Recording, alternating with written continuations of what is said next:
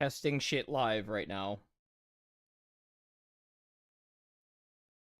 How you doing, guys? I'll get to the call outs in a minute. I'm actually going to need to make alerts and shit. I'm gonna need to make alerts and shit. If y'all are gonna act up like that.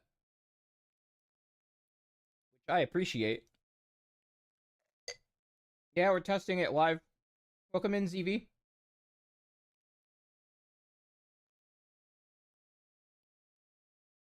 And nobody else. There we go. It works! Needs to be a bit bigger.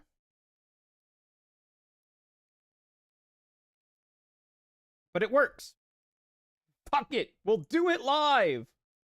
Fucking thing sucks. So if I go here, I add this, and I add this, and then I do that. We should be good to go. Hi everybody.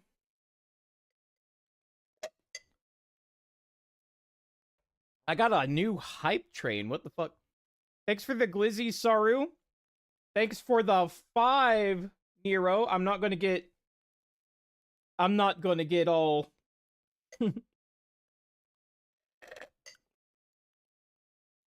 I'm not gonna get all emotional about it the way you're like, oh no, don't give me money. Yes, please give me subs. I love your subs. Oh no, the color correction's not off. Have you seen the stream title? It's a red kind of a day. Maybe a day that should be tracked.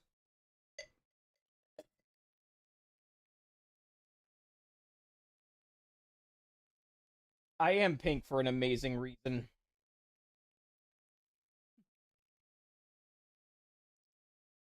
You motherfucker. You motherfucker. Oh no, my alerts are on. And they're default.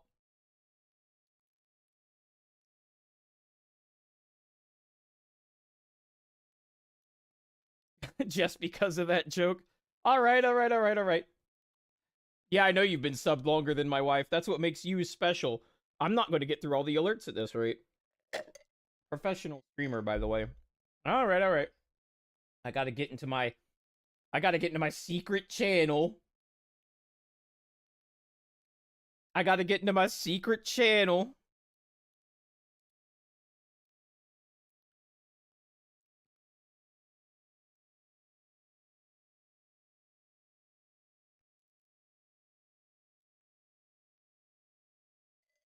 Did somebody redeem Plink?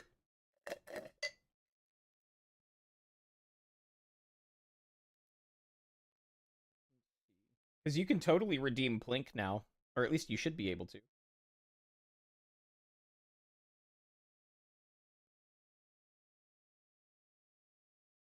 Do I have to redeem my own Plink? Because I will. I'll totally do it. No, I sent a test one earlier. Send it again. There we go.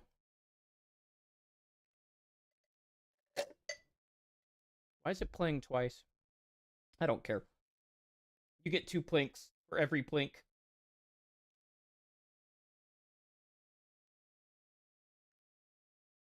Thanks for telling me about the BGM levels. I appreciate it. Not getting one guide for once. Also, I'm getting to your redeem. Hold your horses. Let's see. Getting there. And then turn the cam off. Boop. Alright, seagull mode, let's go.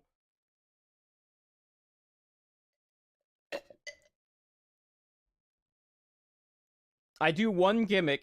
And then Nero's like, no gimmick for you. Alright, welcome in Saru, welcome in Spicy, welcome in ZV. I already said welcome in ZV, welcome in Nero, welcome in Waifu. Welcome in Plaws, Best Mod, welcome in Kaviri, Noodle. Lirio. Welcome in, everybody. And everybody who's hanging out.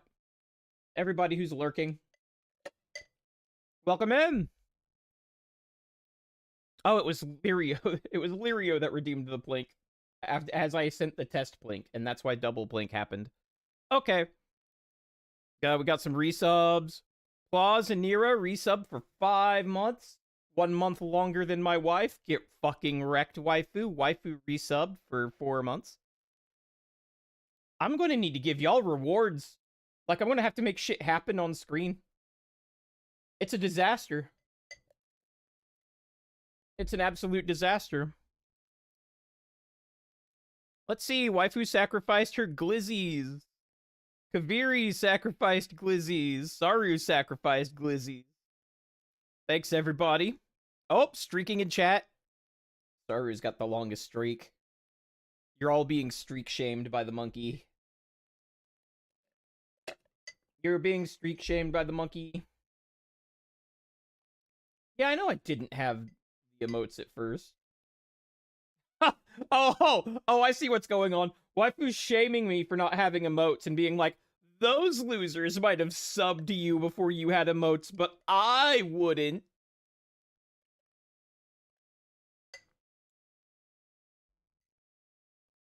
That's what Waifu's doing.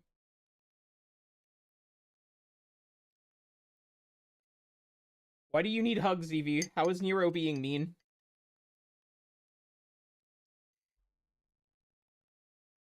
How is Nero being mean? What? Okay, what message did the filter hold? I didn't see it, actually. Why didn't I see that? Why did I not see the filter hold that message? Claus is too quick. Claus is so fast that he approved the message before I saw it was held. Or does multi-chat just, like, not show me that? I think multi-chat doesn't show me that. That's crazy. I am a blind seagull. You're right, monkey man.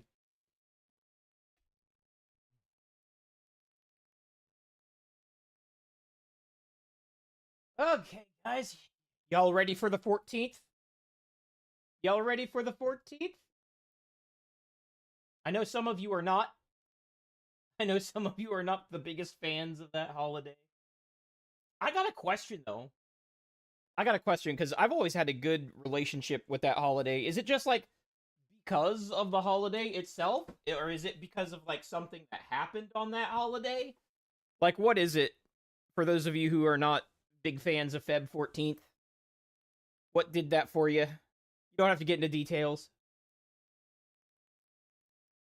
You're not prepared, but you don't particularly care. Yeah, that's how I felt about it when I was maidenless. Like, when I was young. It was like, yeah, whatever. It's just a day. Spend more on candy for no reason. Oh, man. I graduated from candy a long time ago. Waifu can tell you. When's the last time I bought, like, candy? And I don't count, like, really expensive chocolate as candy. But, like, when's the last time I bought, like, candy for Valentine's Day?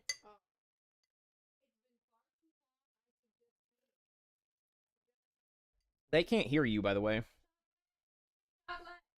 Give you chocolate. That's what I do, Zeevee. Nero's not wrong. I'm not going to repeat what he said, but he's not wrong. Zeevee says, also, I don't like having a day where I have to show my love. I show my love when I feel like it every other day of the year. Yeah, that's what I do.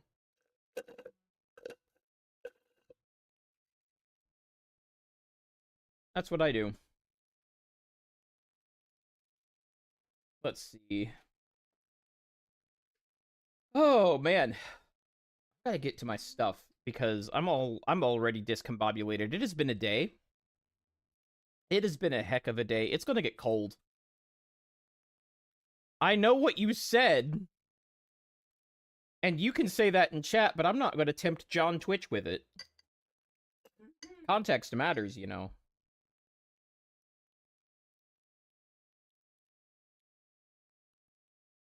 Okay, you're not a fan, but something did happen. I never notice it happening. Seasonal depression. Okay. I was just curious. Like, the last time I mentioned oh, let me set this up. ZV might like this. Just because of the gremlin energy. It sounds like a thing ZV would like. A story, rather. Discount Halloween candy is better. Shots fucking fired. Also, she's right. Also, she's right. You know why? Because there's more peanut butter in Halloween candy. There's more peanut butter in Halloween chocolate. And that's based.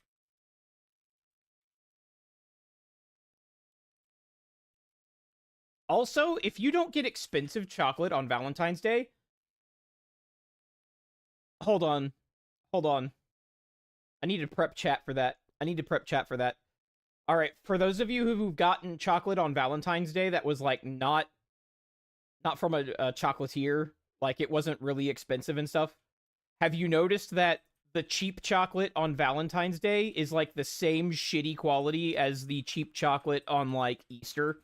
Like it's just worse than normal. Like if you went and you got normal chocolate on a normal day, if you got normal chocolate on a normal day and you got the cheap chocolate, it would taste better than the cheap chocolate they give you at Valentine's Day. Has anyone else noticed that? Or is that just me? Or is that just me? I've always gotten the cheap brand name chocolate on Valentine's. I'd rather just get Reese's Cups. Yeah, exactly. Exactly. Because if I get cheap chocolate on any other day, it tastes better than the cheap chocolate on Valentine's. Well, yeah, waifu, I get that, but most of the chocolate that walks out the door around Valentine's is the cheap for Valentine's Day specifically candy. Wine and Animu? That's not a bad choice. I tell you what, if you got somebody, Russell Stover is god fucking awful. That's the one. Oh yeah. And guess what's going out the door most on Valentine's Day? It's the Russell Stover. And oh god. I was gonna say that, Nero. I was gonna say that. Like, if you got somebody and they don't just like outright hate anime, you want to give them a dojin, you will be rewarded. You will be rewarded. You will be rewarded. Waifu, I'm about to tell stories. Can you? Yes. That's why I tell. That, okay, do I need to lower my voice? The kind she likes, and she'll know whether or not you've been paying attention. Noodle's asking what kind of dojin. The kind she likes. And if you don't know what kind she likes, you're in trouble. You need to pay attention to what kind she likes, because when you get her that dojin on the 14th, she's going to know whether or not you've been paying attention. It will be immediately apparent. So boys, what I'm telling you is to do a lot of your scout reading. Like you gotta go out and you gotta read all the dojins so that you can find the one that your SO likes. It's for research. You gotta read the research dojin. Or maybe research the research dojin. A rich werewolf, NTR. Oh boy, are we having the NTR fight in chat? Nero, T-Cole is peak. Read porn, get happy wife. Exactly. Or whatever your SO is.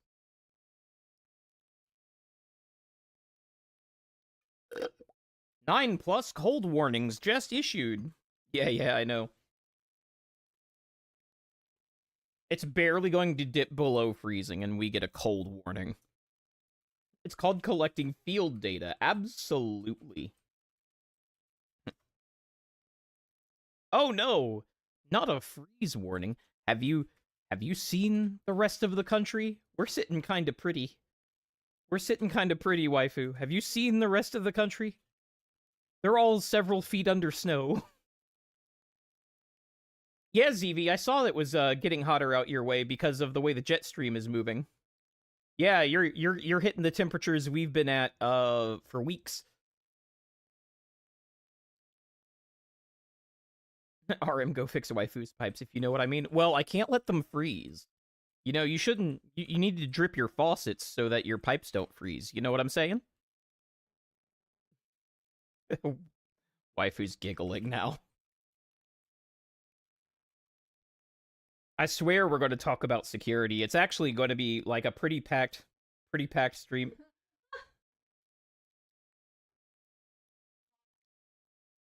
God.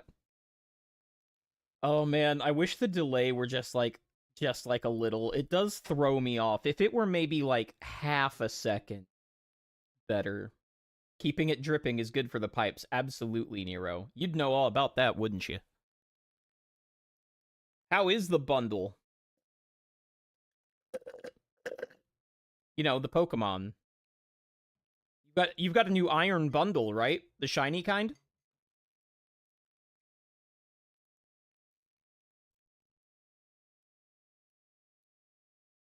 How's the iron bundle doing?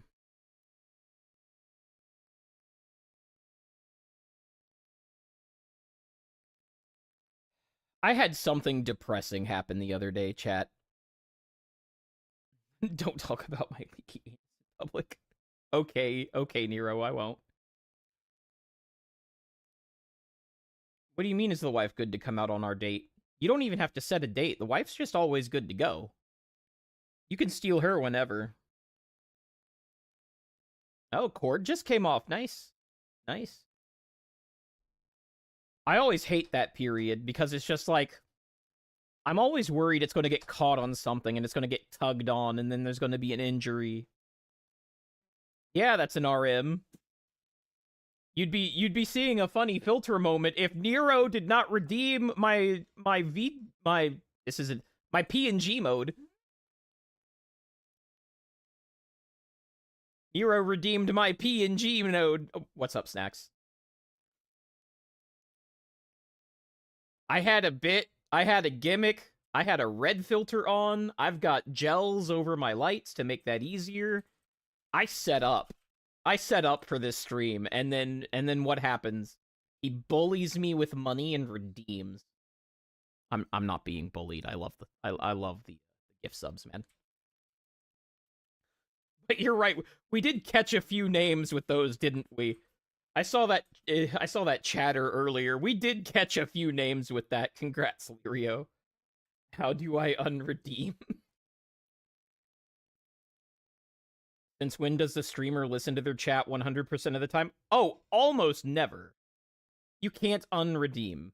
The redeem has been redeemed.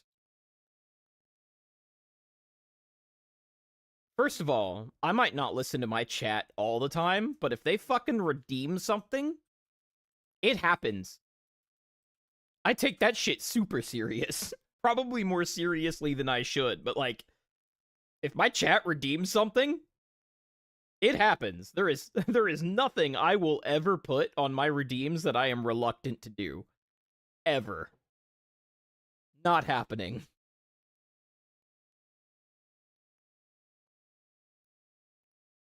Let's see. I'm almost to where I can redeem it again. I'll just double down to turn it off. No, that's not how it works. That's why the limits are... You know, whatever. I set it up so that you can't undo it. Nah. I feel called out. Why do you feel called out? Bro, if you felt called out by that, that's a you thing. Plenty of streamers seem to have, like, redeems that they don't actually want redeemed, and then they're surprised Pikachu when somebody has the points to do it. I'll never understand that. I can understand that for, like, sub goals, but, like, for free channel points? No way. And I don't really even recommend it for sub goals either. What a toxic streamer. What, that I only put stuff that I like down? Experience in a certain industry might be why I'm why I have a predilection for that.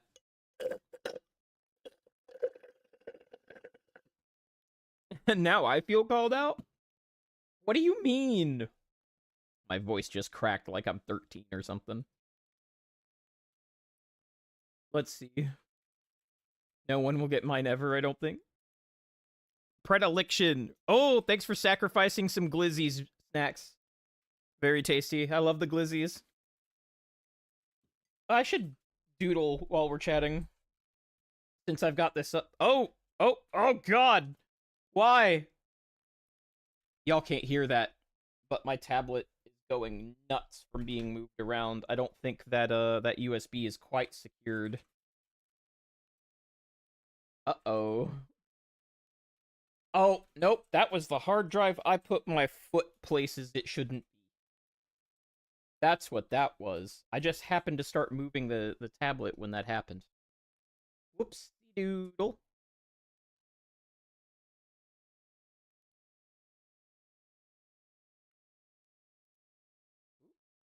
Oh, what did I do? There we are. That's what I did. Hi. The color and the brush, purely coincidental. I promise. That's not going to be a theme today or anything. How can I retweet things if you don't post? What are you talking about, waifu? I love when chat's having a whole ass conversation. My live notification? I don't do a live notification.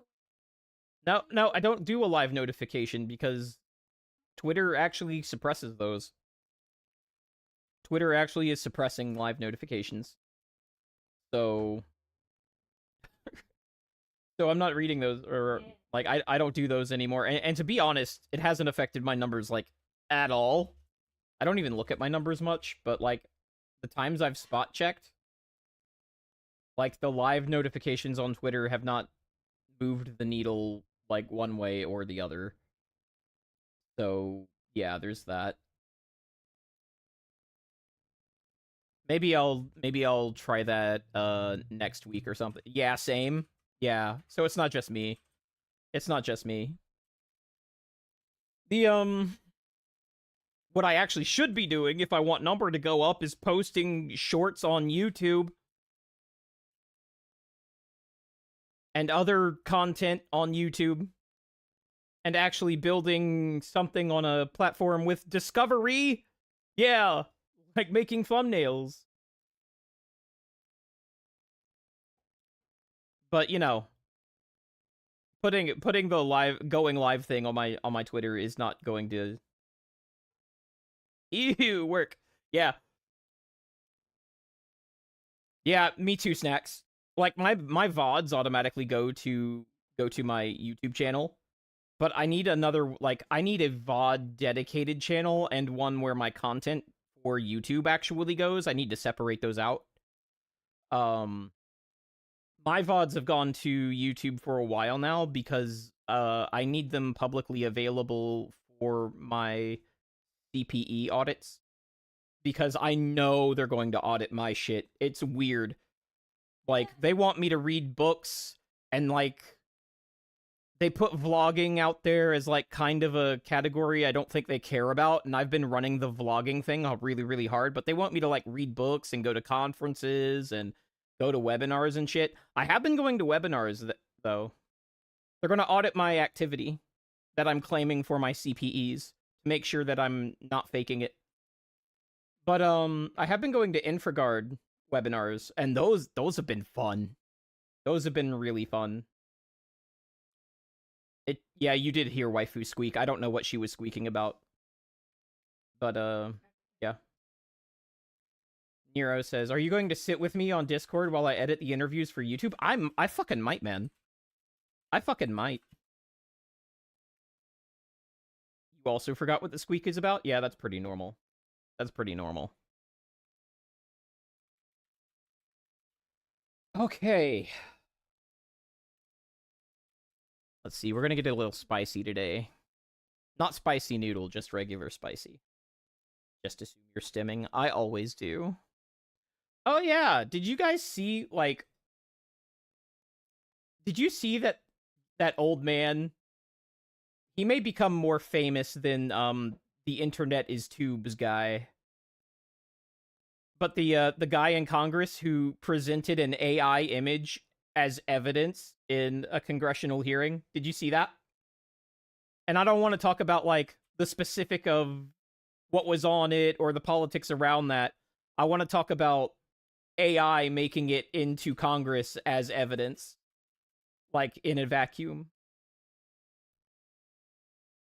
Dick Durbin? Yeah. Yeah. Spooky headless Iceman. Yeah. Yeah, yeah, yeah. The one of the things you guys know that have been here a while that I've talked about on my channel is like people seem to overestimate their ability to not fall for things. And one day, one day that's going to be us. And I was talking a bit about what the standards of evidence are going to be in like court cases as a result of stuff like this. Because right now the only thing you really need for video evidence is like a robust chain of custody. There's a few other things that you have to follow for forensic videos, but a robust chain of custody is one of them. Classic, you're immune to propaganda. Yeah, you are not. If you were, we wouldn't have to worry about social engineering because that's kind of the same thing. And one of the I'm just getting used to this brush again. It's been forever. It's just the regular G pen, but it's been forever, and I'm just messing around with it. But one I won't even call it a paradox because if you think about it, it makes a lot of sense. But the more open you are to new ideas and updating the way that you see the world with new evidence, you're actually more vulnerable to. You're actually more gullible. Just like by nature. And one of the things that really throws people is that a lot of people are being taught how to take in new information to update their mental map of the world, but they're not being taught how to evaluate that information. So, like, if you take a person and we'll use a closed door here, and he's closed-minded, and he's got his system, and he learned his system early, and he does not deviate from his system. This guy used to be at a disadvantage.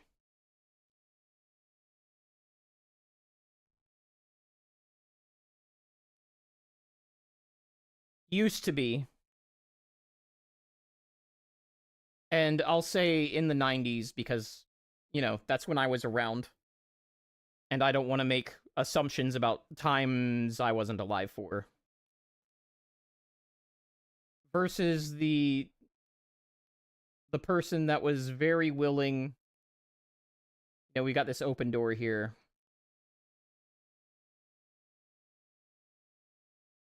To update.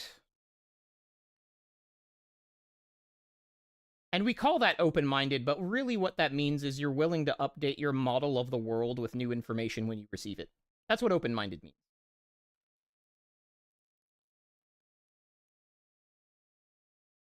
And I drew that arrow wrong. So, like, that's how it was in the 90s. And one of the reasons it was this way in the 90s is because we used to teach people how to evaluate new information. And we've always known that being too open-minded is bad. Like, even like my dad, a literal boomer, you know, they had sayings like, try to be open-minded, but don't be so open-minded that your head falls out. And it took me a while to understand what that meant. Hey, Omni, what's up? And today being open-minded just means you agree with whatever the news says? Sort of. Sort of. It means that you don't have a reason to distrust what you hear on television, which is something even my grandparents knew was bad. Like, this was common knowledge in my grandparents' age, when I think most people would agree the news was a more reliable thing. Most people would agree with that. That the 24/7 news cycle made news less reliable, just like by itself. But the people who were under the old system that was supposedly still had problems, but a lot better, even they knew not to trust the news. And now we trust the news, and the news is worse. So, like, this is one thing I've talked about on this channel a lot, is, like, you need to be in charge, or you need to evaluate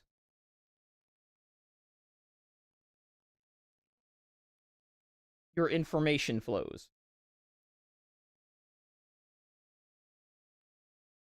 both coming and going.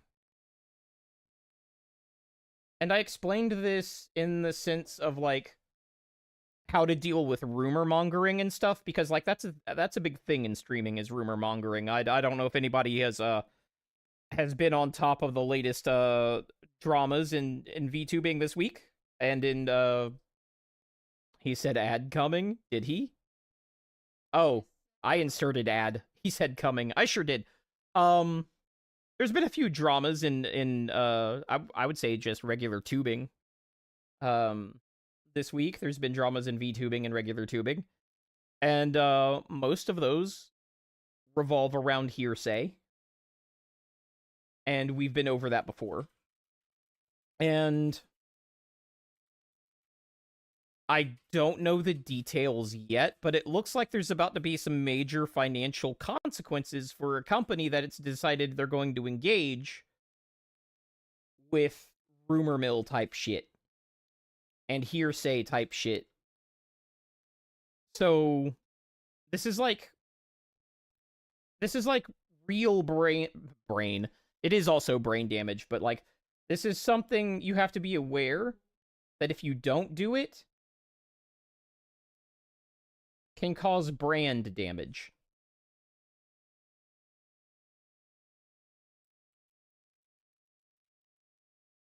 And brand damage is bad. You can recover from a lot of things. Brand damage is basically permanent. And around that, I saw some people today who were talking about, like, oh yeah, I never really gave a crap about this product or that product. They're easy to drop anytime. And it's like, you shouldn't do that, bro. Especially in VTubing, because in VTubing in the West, I'm not talking about East, because they have a different vibe, but, like, VTubing in the West, you're doing a significant selling of your authenticity. Like, your authenticity is a major part of, like, why people watch you and why they stick around and all that stuff. So if you're taking sponsors for stuff that you don't believe in, like, how many people in, like, not just VTubing but regular tubing have gotten in trouble for that?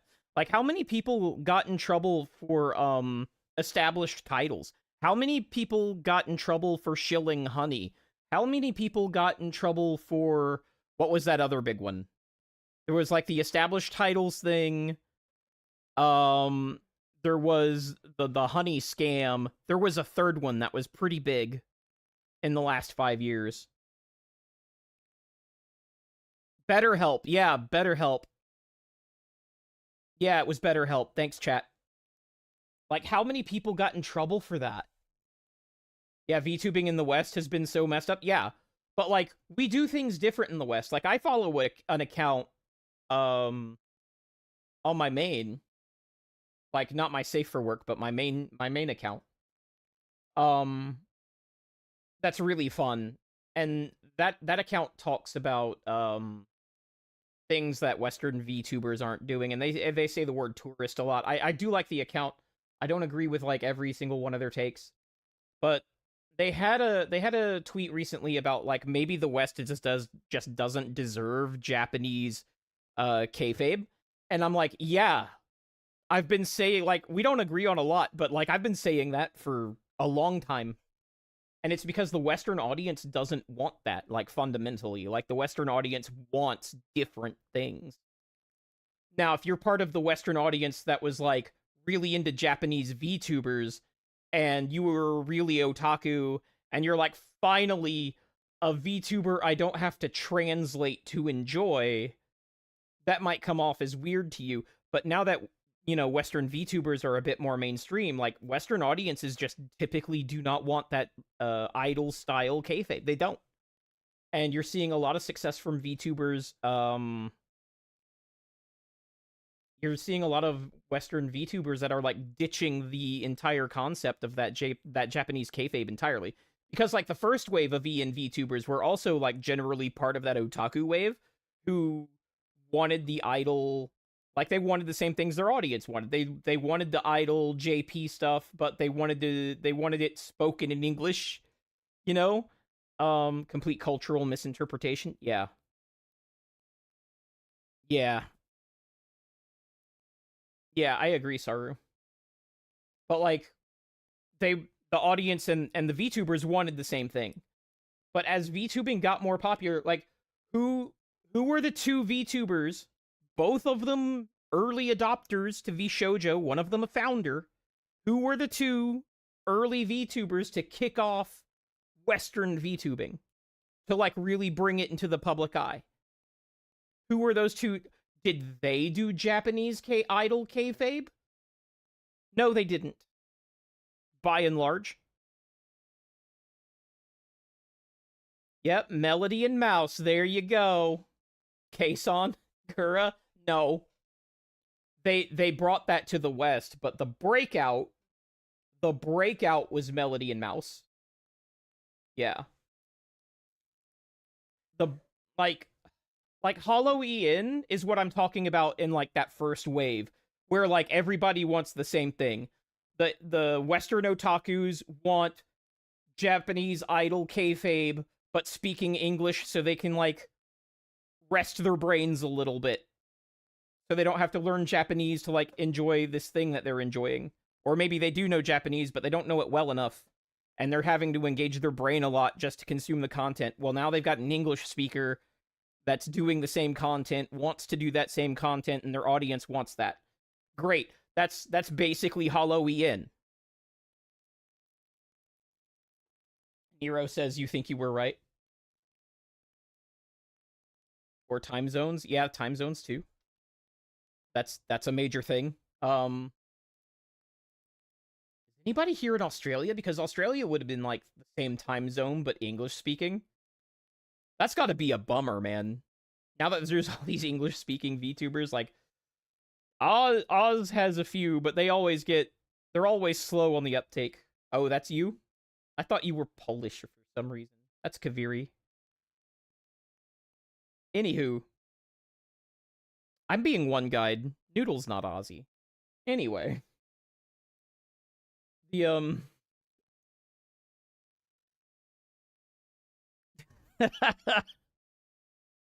what the helly? But where was I? Noodle is Korean. Oh yeah, how could I forget? How could I forget? Noodle is totally Korean. Um I wish you could see my face right now. Um let's make Noodle Italian, because you know what, Saru, you're absolutely correct. Noodle needs to make a da pizza. Noodle needs to make a da pizza. But like not a like but the Western VTubers that like really broke that out into the mainstream in the West do not follow Japanese kayfabe, is my point, and it's evident. Like Mel and Iron Mouse really broke that out. I'd say like Nanners was pretty popular, but I won't say it was like Western breakout popular, even though like Nanners was really popular. I'd call her part of like that first otaku wave, honestly. Actually, no, did she? She took a break just about the time Mel came out, I think. Yeah. She was prior. She was prior. Anywho, I keep forgetting how old she is, content-wise. But, like, if you look at the most popular VTubers right now, they don't really, like, in the West, they don't really do the, like, Japanese kayfabe. Like, Underground Popular with Shinzawa, yeah. But, like, if you look at, like, Filion, or you look at Lily, or you look at, like, Lily broke, reasons aside, Lily broke, like, the rule with the Google Docky. Like, she broke the rule. Like, I don't care what you think about how the rest of her content behaves in relation to Japanese kayfabe, which I would say it's very, very low in. But I don't even have to have that argument. I don't even have to have that argument because she broke the rule with the Google Docky. Like, that changed Western VTubing forever. And we've all seen the consequences of that, because I know most of the people in my chat are pretty active in that scene. Not everybody, but, like, if you don't know, the cardinal rule is, see, you know the name Iron Mouse, but that's about it. See Omni, our resident tourist, and, you know, that doesn't have to be a bad thing.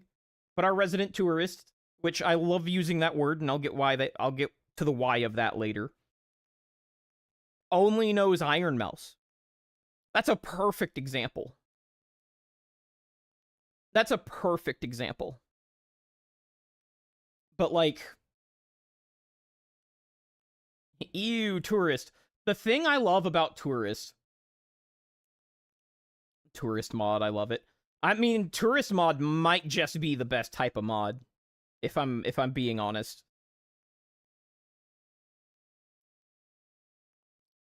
So imagine you're doing more adult content, Lirio. Imagine you're doing more adult content, and your mods are all, like, turbo gooners, but you have a mod that just is, like, asexual. Which one do you think is going to do the better mod job? Like, with more, what would you say? I do know. Bro doesn't even know the mascot for the Dodgers. The Dodgers.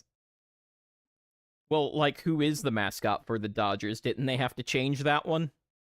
On that note, I don't know if this has happened in JP, because when it comes to JP, yeah, I know Gura, because, you know, Gura's gone. That was the joke. That was the joke. That was the joke. But, too soon! Krillin! Too soon! But, man, I lost my place. But you get to, like, yeah, we were talking about moddies, that's right. So do you think the asexual mod is going to be more impartial than, like, the mod that is, like, they secretly want to fuck you? Like, which mod's going to be better? So, like, if you're VTubing, maybe the tourist mod is the best mod. But the reason I like the word tourist is because while there are some legitimate gatekeeping things to be doing in a hobby, A, the impact is limited, and B, 90% of the complaining isn't like, oh, the hobby's being ruined by tourists. It's actually because you're getting old. Like, 90% of the, oh my god, tourists complaints is just, like, people younger than you enjoying your hobby wrong. And I will not move from that position.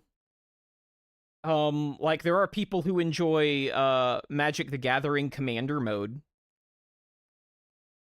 So imagine I'm playing Magic in 1995 with my buddies. It's like Portal or some shit in about 1995. And imagine somebody tries to get us to play the Commander game mode. Like, they come at our group, and they'll be like, hey, I've got this, like, new rule set that's gonna be, like, really fun for the people who can't buy, like, the Power 9. Which I think back then was, like, the Power 7, but whatever. So all of that are younger than RM, yeah. But, like, I'm a Dota 2 turbo brain rot zoomer, but at least I'm not proud of it. I mean, I don't care that the kids enjoy Commander. They can play Magic the Gathering how they want to. But if you came to me 13, 14 years old and told me what the rules for Commander were and that you wanted us to play that way, we would have all laughed at you and told you to get the fuck out. But that's how they play now, and I don't have a problem with it. What I do have a problem with is people who may or may not. Well, I mean, maybe Commander does suck ass. I haven't played it. I generally know the rules for it, but it's not my concern because I don't play anymore, and I don't have to worry about it. I don't have to worry about it.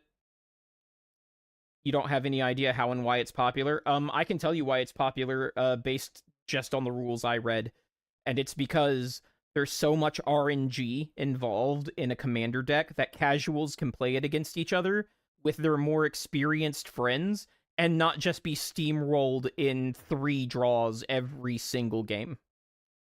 That's why.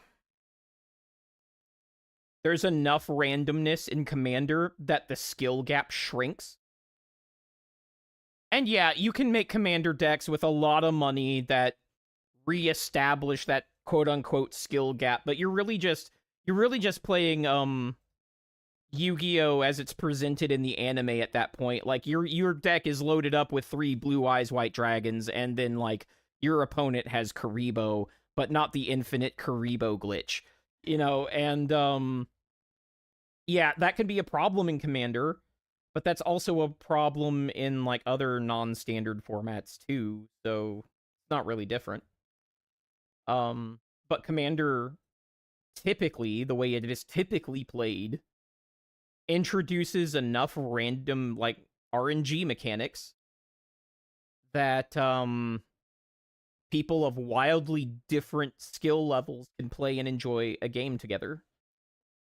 Maybe that's not true, but the way I read the rules suggests that to me. That's how I read those rules.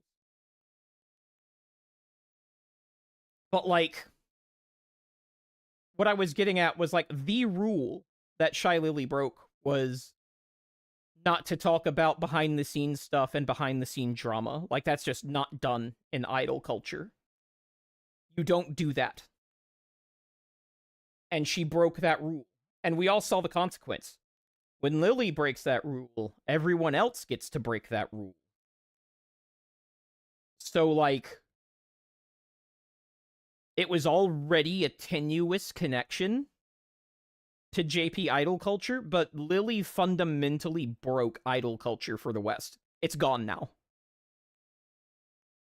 Idol culture in the West for VTubing is gone. You can still find it at like FaZe and some other stuff, but like for especially indies, it is just gone. And the places you can still get it are holdouts, like not the other way around. They are now the exception that proves the rule.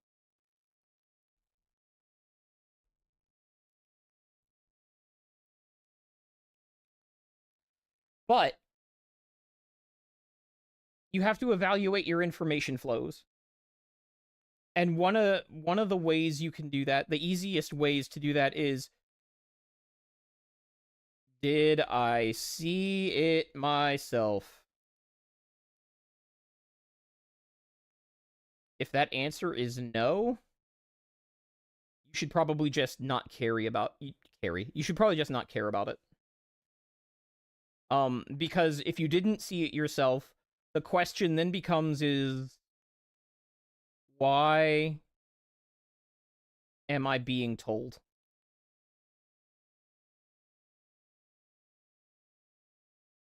Let me illustrate. You're out with your girlies, right?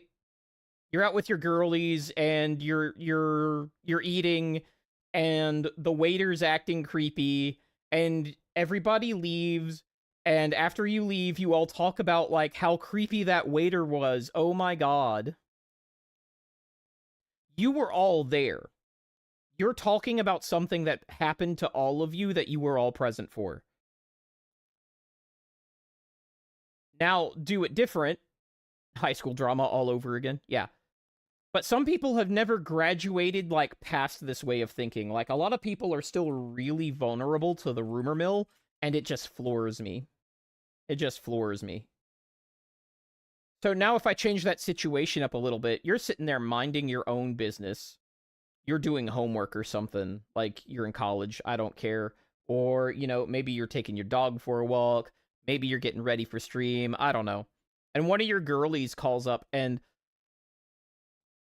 all she can talk about is how creepy this waiter is that you didn't see, that is not at a restaurant you go to, and nobody you know was with her when it happened. Is that the same story or a different story? Even though, like, let's say that the behavior from the waiter was identical. And let's say that they're telling the truth in both of these situations. Is that the same story or a different story? Because it should be a different story. Because now it's hearsay. Now it's hearsay. So where you might act on the first one, where you might, like, write an email to a manager or something in that first situation, you probably shouldn't do it in the second situation. Maybe encourage the first person. In the second situation, maybe encourage your friend to do that themselves, but not the way you speak about it should be different. Yeah, it should. But people fail this basic test when evaluating their information flows. What their information flows tell them, because we don't teach open mind people how to evaluate statements anymore. What their information flows should tell them is that they don't actually know this information. They're just hearing about it. But what they do is like, well, if my friend said it, it's true. So I'm going to treat it as if I was there. And that is bad. Do not do that. Especially if that person, like, isn't actually your friend, but somebody who just calls themselves your friend. And you all know what I'm talking about. Like, online groups. You gotta be real careful about assigning that F word. You gotta be real careful about assigning that F word to online people. Imagine actually having friends. I don't have to. That must be nice. Must be nice. What is yeah, the F word. Friends. Friends. Because you know what keeps happening to me on friends online versus friends that are not?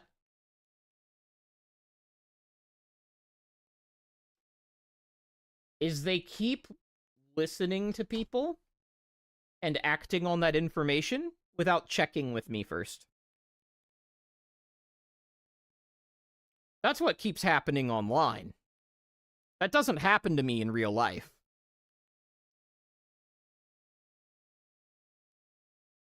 That doesn't happen to me in real life.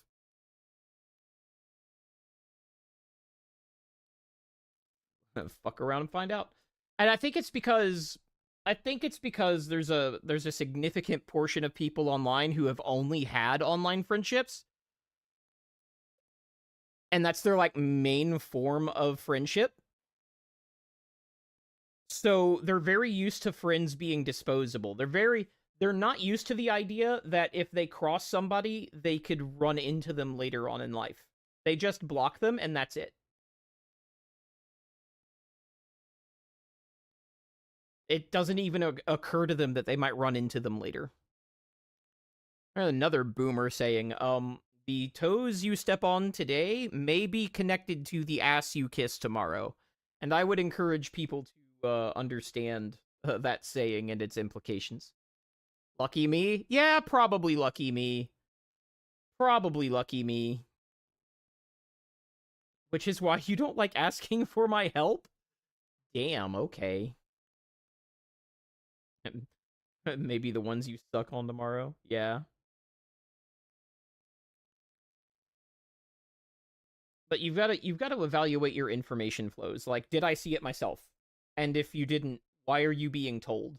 Because I think you'll find in most situations, if you weren't there and you're being told, the person telling you is either subtly or unsubtly telling you that you should do something about it. That their story means you should engage in a certain action. And that's a big red flag. So it's like, did I see it myself? Why am I being told? Am I being asked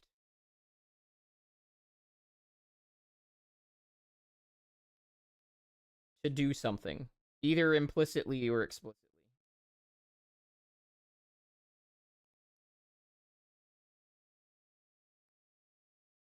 Because if you get all the way to here, you're you're probably encountering a form of emotional manipulation. Is if you get all the way to this process over here, if if you go from here all the way to there, you are probably being emotionally manipulated.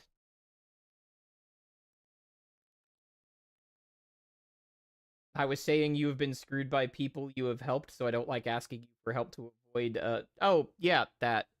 Yeah, but we're good. We're good. You've got the bro buff. You've got the bro buff. Also, just because I have that history does not mean that I will stop trying. I think a lot of people get into that black pill death spiral, like that social death spiral. Because what happens is you just gotta have better rules, really. So what happens is you'll have like bad social thing.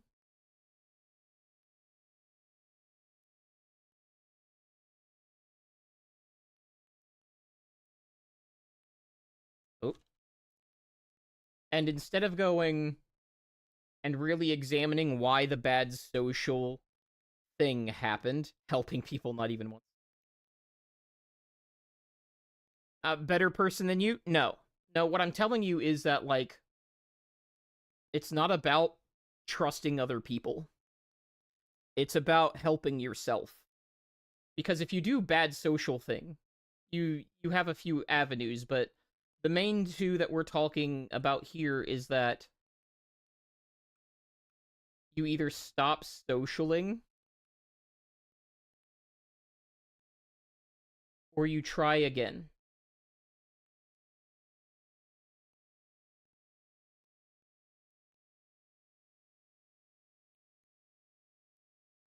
Now, let me let me tell you something. I tried this for a long time, and it doesn't work. All of my big breaks in my job did not come from learning new skills. It did not come from being competent. It came from knowing my skills and being competent and then also knowing someone.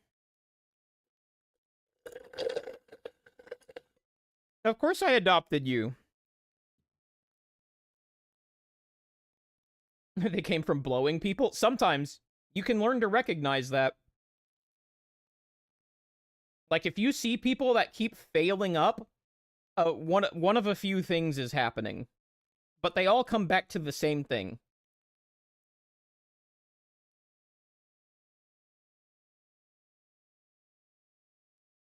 That person possesses dirt.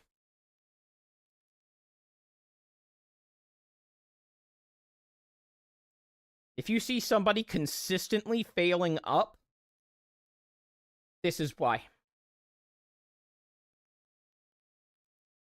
Almost always.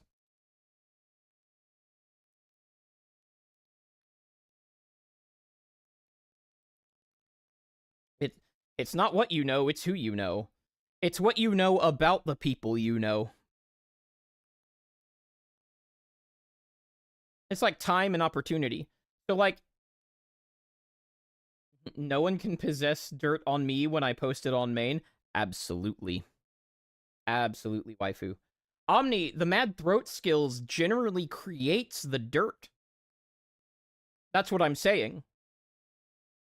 Because if it didn't come with dirt, those people would just get married or whatever, or they would be a couple above board. But are they ever a couple above board? No, they're a secret couple. Why? Because it's usually adultery, and therein creates the leverage. Mentor told me in military, a good job isn't a good job if no one sees it. Bingo! Get recognized and recognize your subordinate. I'm not really good at the getting recognized thing, but I've been working on making sure that my subordinates do, which I'm pretty sure Nero could attest to. But no, that's absolutely correct. Arby's caters affairs. Yes, they do. But stopping socializing is just hurting yourself. So, like, you're turning that person's original injury into a persistent and infinite injury. You're letting them injure you over and over and over again when you stop socializing. And that's just the truth. It took me a while to learn that. So I'm just going to keep trying again. It doesn't matter. If you try to be humble, you'll end up the lowest ranking humble soldier. Absolutely. You don't like truth? Most people don't. You're not alone, Inac. I don't like truth either. Truth sucks. Dude, imagine if command economies actually worked. Wouldn't that be nice? No one likes the truth. Command economies just don't work. If it did, I'm pretty sure we'd all be a lot happier. And give me that sweet, sweet copium. Yeah, truth kind of sucks. Yeah, socializing sucks too. One thing that hurt my career, not that I have a bad career, but one thing that hurt my career is I got to a point where I was trying as hard as I could to find a work-life balance where I felt rested. But that's never going to happen. Because if you there's just no rest. There's too much to do. And the older you get, the more tired you get, which means the same amount of work is less restful. So I'm trying to get myself over. I'm trying to get over the desire to want to rest. That's why most successful people have some narcissist traits. Yeah. Humility is a nice virtue, but really doesn't get you the bag. Absolutely. It happens when you inherit a fortune? No, it doesn't. Because then you feel bothered by brushing your teeth. And then you don't brush your teeth, and then reality asserts itself about your teeth.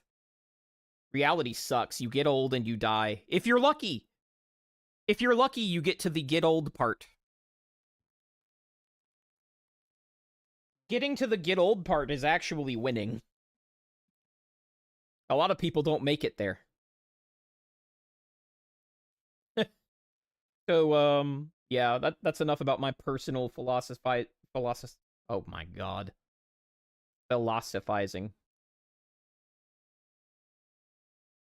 But, philosophizing. Yeah.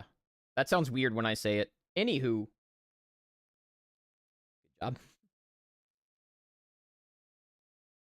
An inherited fortune can easily be squandered. Yeah.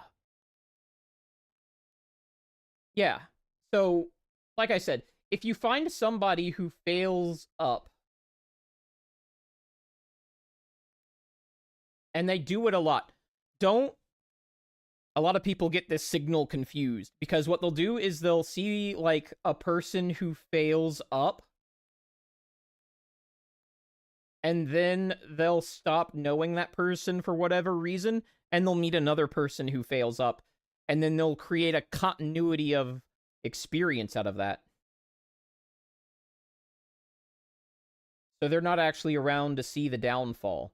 And how I can illustrate this is, if you everybody's seen a reckless driver in traffic and been like, why is that person not being pulled over? Like, sometimes you'll see a reckless driver that just like does it right in front of the cops and they don't get pulled over, and you'd be like, man, reckless drivers are never punished. But then like 20% of the people you know somebody who has died in a dumb car accident of their own making. And you never put those ideas together. They have their downfall eventually, you just rarely ever see it. So, like, but if you know somebody who fails up and they do it consistently over time, that person has one of two things going for them. They have dirt on somebody. A big somebody.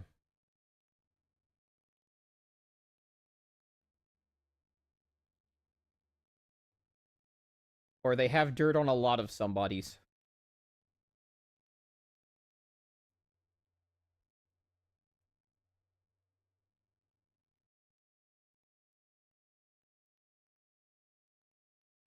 Very rarely you'll get somebody that does this, and they do this because somebody in a very powerful place owes them some sort of duty.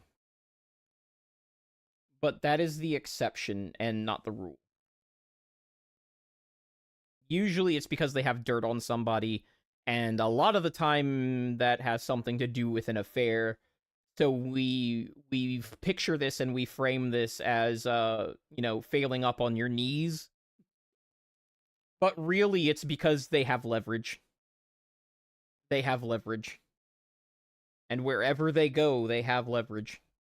These people are quick to enter social circles. They're quick to ask their colleagues inappropriate questions. They're quick to turn their work friends, quote unquote, into out of work friends. They immediately want to do stuff with you outside of work hours. I'm already kind of shitty feeling. I don't think I can hang after thinking about the past. I'm sorry, Inak. But enjoy. Take care, man. Life lesson: don't go to Coldplay concerts.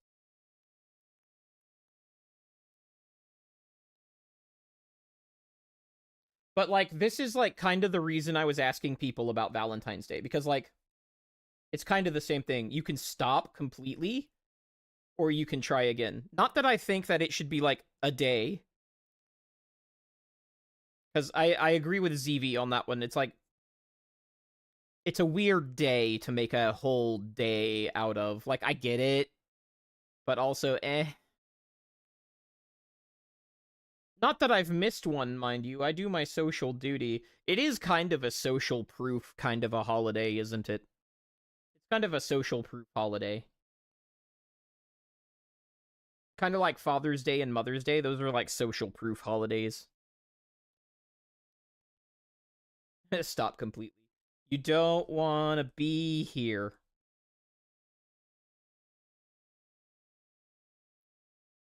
Anyway.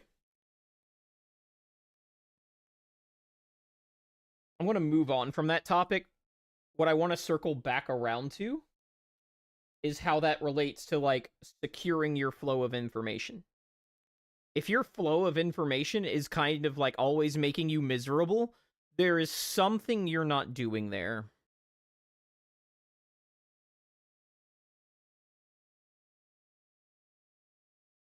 I agree, Saru, but I don't think I've ever seen a situation where the lackeys do not have some sort of dirt on the boss that also fails up. Because they also know, the lackeys also know that the boss was scheming and faking it. Like, they were right there.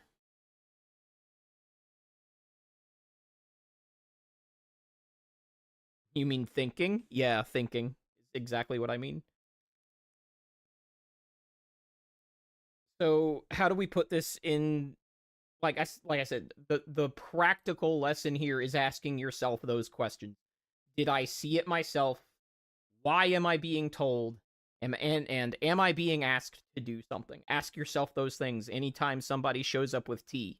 It's not like I don't enjoy tea. I love tea. I also don't lose my mind over it in public. Usually. Like it's not tea if it happened to me. But um most of the time I just don't do anything with it, and I avoid judging people over it. I think I told that story about that time I ended up stranded out in bumfuck nowhere, population literally 123, and how one of the first things I heard about the guy was helping me get out of there was an awful rumor about his past, and I'm like, why am I being told this? What does this person want me to do? Like, this person who doesn't know me is trying to get me to not associate with this other person that doesn't know me, and the person that he doesn't want me involved with is doing me a fucking solid right now. Like, the one where you had to come get us? Yeah, that one. Congratulations on your fiber, Nero. Congratulations on your fiber.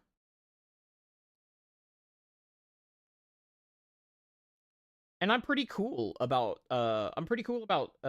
taking stuff that would instance most people and being able to talk about it in a calm, collected manner because of this. In fact, there was a server where I was allowed to talk about topics that other people straight up were not allowed to talk about because I was directly told that I wasn't an asshole about it and I was more reasonable than the other people on that server.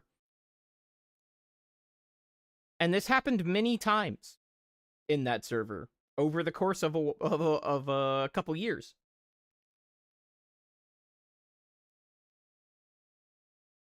And it's because I ask myself these questions. I rarely get offended on other people's behalf. And if you think we're friendly, I can tell you right now, one of the worst things you can do with me is come to me and demand that I act in a manner based on things you are telling me, like some story. If you come to me and be like, you need to do X to Y, or you need to help me do X to Y, you have endangered our friendship. BRB doing that right now. RM only shows his asshole in private. Yeah, pretty much. Nobody wants to see my asshole. Only waifu gets to see that. The ability to think and speak about something while separating from emotion is sorely lacking in the world. Yeah, everybody wants to be, like, part of the outrage mob that's on the right side of history, and they want to do that over the tiniest fucking things. Like, I'm not talking about important stuff. I'm talking about, like, who retweeted who, and how long it's been since somebody has rated somebody else, and how long it's been since X collabed with Y, or Y collabed with Z, you know.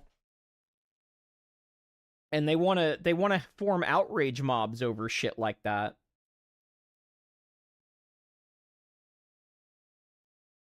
You follow who? Yeah, that kind of thing. That exact kind of thing.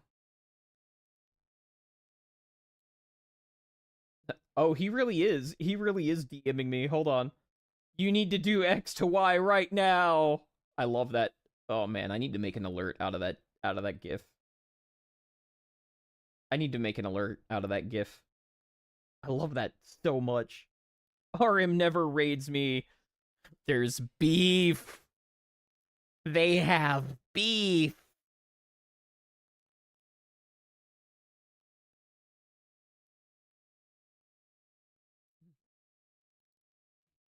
Bro, I don't have the emotional capacity to even act like I give a shit about most things. I don't know how other people do it. Yeah, and it's not purely an age thing, but it's kind of an age thing. I saw somebody on Twitter the other day talking about how they were much more chill online, and like maybe it's because they were a mom now. And I'm like, well, yeah, but maybe it's also because you've learned to guard your increasingly limited energy. Because when you're 23, you have a ton of energy to spend on dumb shit. You really do. And when you hit 23 the second time, you don't have as much energy for dumb shit. That's just all there is to it.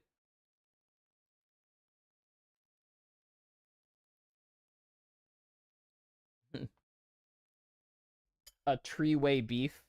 Speaking of which, waifu has brought more mukbang material. Yeah, I'm having beef.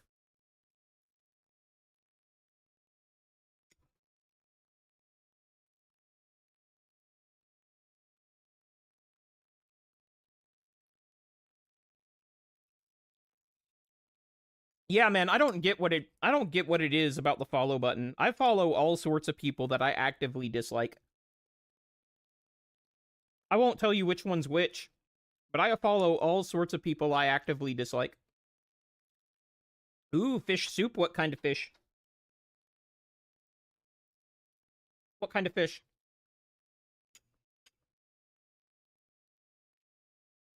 Nero?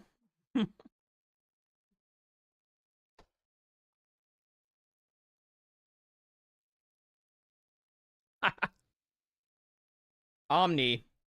I would repeat what you said to the rest of the chat, but there are certain streamers that are allowed to talk about that region of the world, and there are certain streamers that are not, and I'm not in the cool kids club.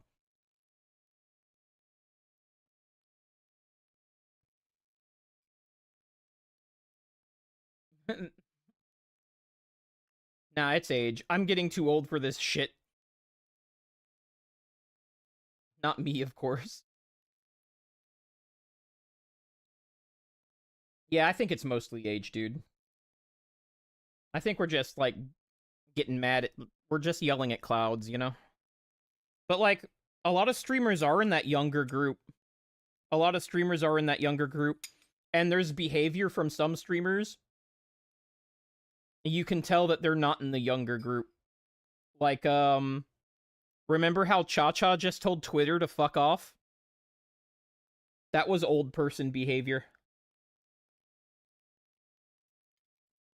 And some young people do have that maturity, but it's rare.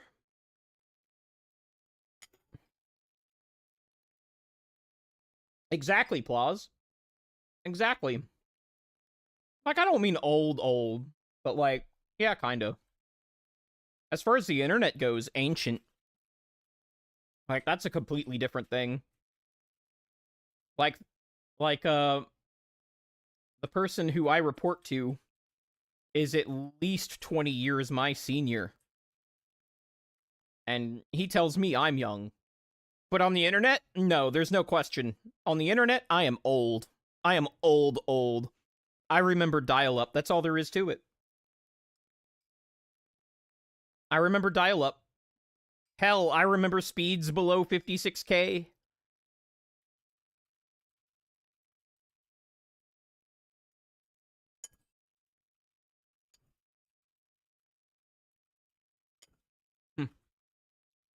Add to RM's Google Doc. He called Cha Cha a hag.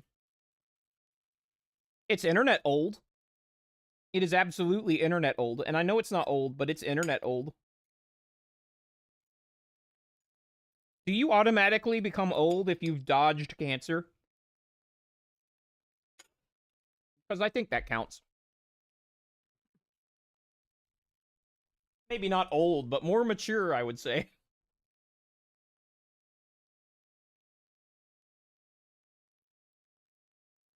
Maybe less mature. Maybe less mature. When my grandmother on my mom's side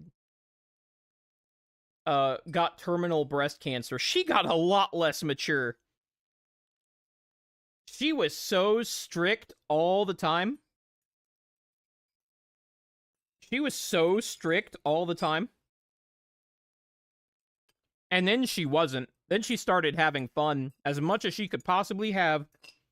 We were allowed to run around and play suddenly. She was cracking jokes she wouldn't before. We didn't have to watch our language as much. She was a different person.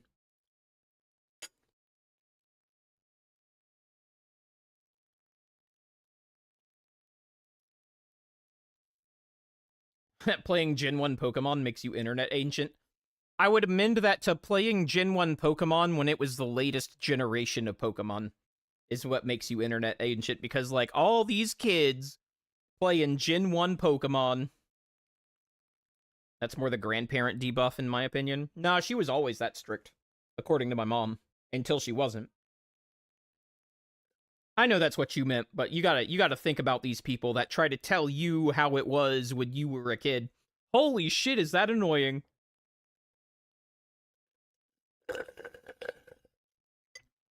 And that's kind of how I feel about gatekeeping, because some of these people are like, oh, we need to gatekeep anime because shonen's really popular right now. And if you do a little digging, you'll find out that their first anime was Naruto. Like the US broadcast Naruto, just to make that perfectly clear.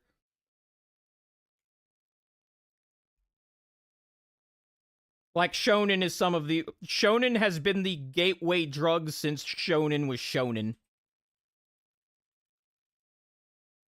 Like, if you don't think Shonen Jump, emphasis on the title, if you do not think Shonen Jump was largely responsible for anime coming to the West, I have a bridge to sell you. Well, Sailor Moon's not shonen, waifu.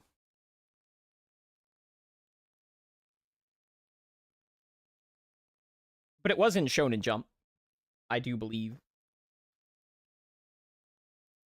Dragon Ball Z and Ronin Warriors, baby. Yeah, Toonami was the gateway drug for a lot of people. I forget what it was called before Toonami, but they had a Toonami like block at like 4:30. It started at like 4:30 or 5 a.m. in the morning.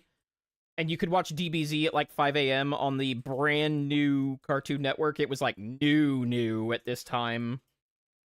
Naruto is deliberately Dragon Ball. The person, I forget his name because, you know, of course, I'm a tourist, right? I forget his name, but the guy who made Naruto deliberately was like, you know, we haven't had a good Dragon Ball in a while, so I'm going to make one, but it's going to be Dragon Ball Ninjas. Like, that was literally the pitch. It's like, we haven't had good Dragon Ball in a while, so I'm going to do it.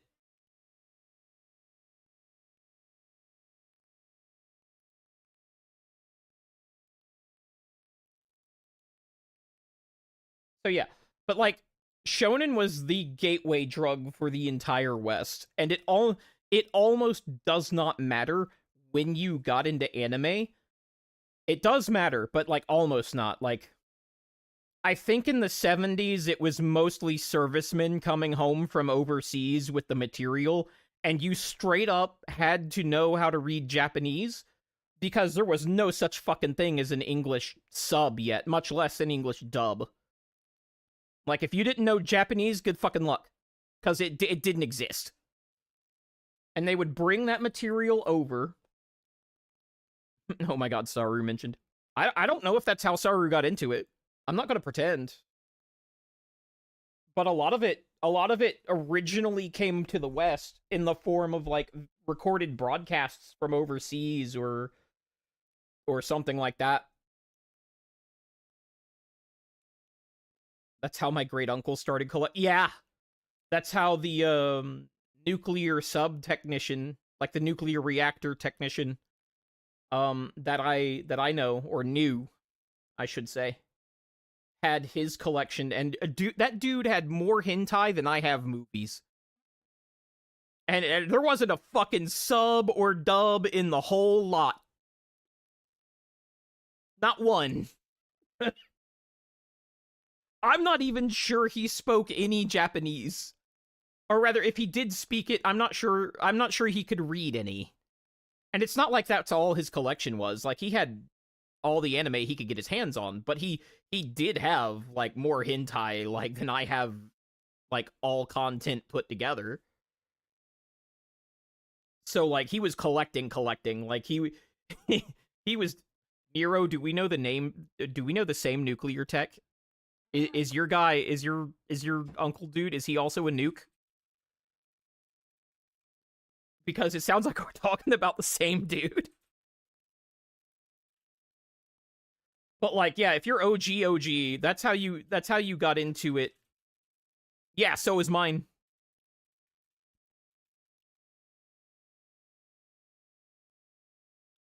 So is mine.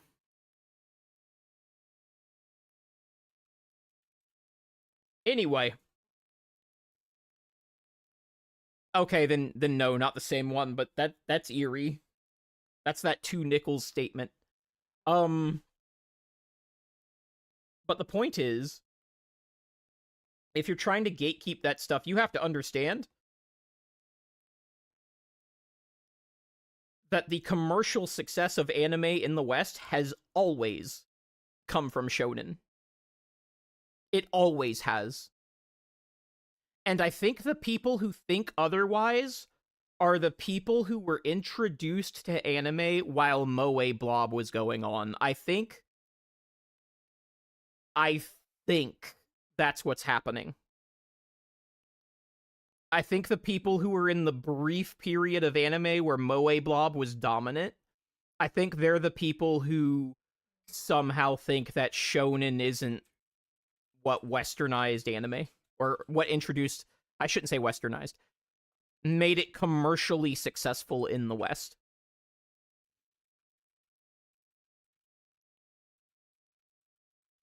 So like they were born into like this bubble where shonen wasn't just like how everybody was introduced to, and like at least half of them are liars. Their first anime was Naruto. It totally was. They weren't getting anime bootleg. They were watching it on Toonami like the rest of the people that age. In fact, they weren't just watching it on Toonami. They were watching it on Toonami after like Tom's third makeover. They've never seen the original Tom. They've never seen the original Tombot. Except in like retrospectives. They were watching like third wave Toonami. You didn't miss much, man. You didn't miss much. Moe Blob is when a lot of old... I almost said a bad word.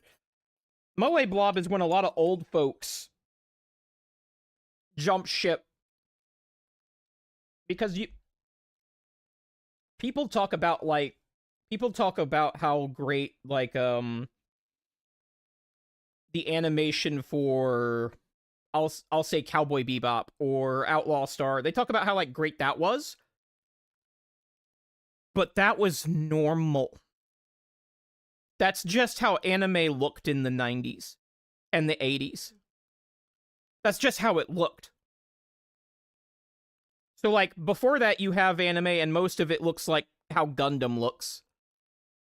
And then it rapidly changed, like Gainax was largely responsible for this, but the Gainax look dominated the 80s and the 90s.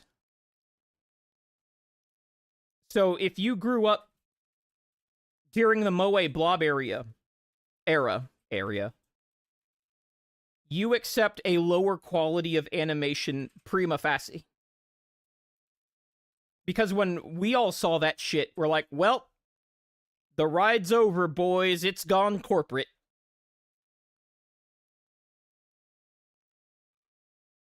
Because you could have had Moe Blob in, like, the 80s, 90s quality animation. But that's not what happened, is it? That's not how Lucky Star looks, does it?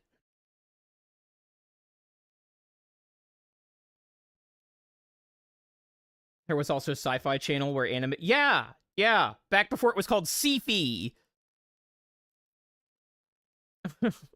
Have them come back to me when they've seen Vampire Hunter D, Project A. Yeah. But anime just used to look like that. Like, all of it. In the 80s and the 90s. And then Moe Blob happened. And a lot of us jumped off at that point. We did. We jumped off, and then I jumped back on when Moe Blob was over. Moe Blob was not good. I'm going to offend some people, but Moe Blob was not good. It was never good. The melancholy of Haruhi Su's... I forget her name. It wasn't deep. And my ass is going to get destroyed during that audit. This is why I always rank my episodes. So, like, after an episode, or after a broadcast, I will figure out how much of the broadcast I stuck to the topic, and then I'll prorate it when I'm claiming hours. Explain Moe Blob, please. Have you ever seen Lucky Star? Nero? Nero wants me to explain Moe Blob. Have you ever seen Lucky Star? Yeah. Okay, so make every anime a Lucky Star clone, and do that for 12 years.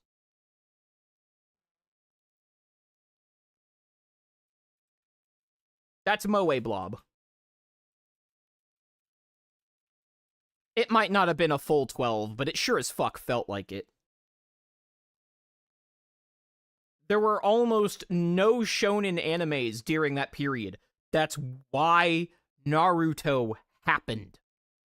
When I say, wow, we haven't had a good Dragon Ball in a while, I'm going to do it. The reason we hadn't had one in a while is because Shonen was out and Moe Blob was in. And Naruto basically released in the middle of Moe Blob, essentially. You could call it slop nowadays. I could, but I'm going to call it Moe Blob. And if you look at how Naruto looks as an anime, does it look more like Outlaw Star, or does Naruto look more like Lucky Star? That might break your brain a little bit. Because once you see it, you can't unsee it.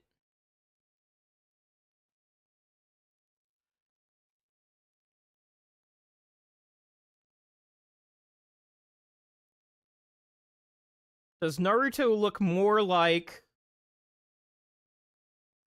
Macross Plus, or does Naruto look like Lucky Star?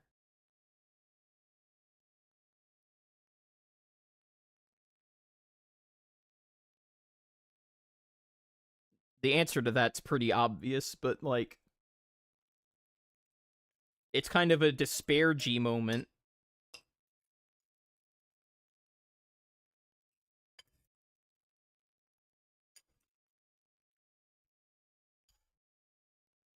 Imagine a Golden Sun anime in the style of Legend of Galactic Heroes. That would go so fucking hard.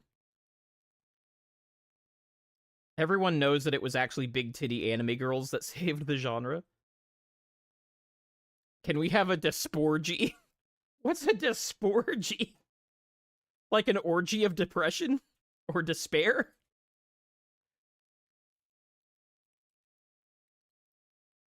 Yeah, I probably...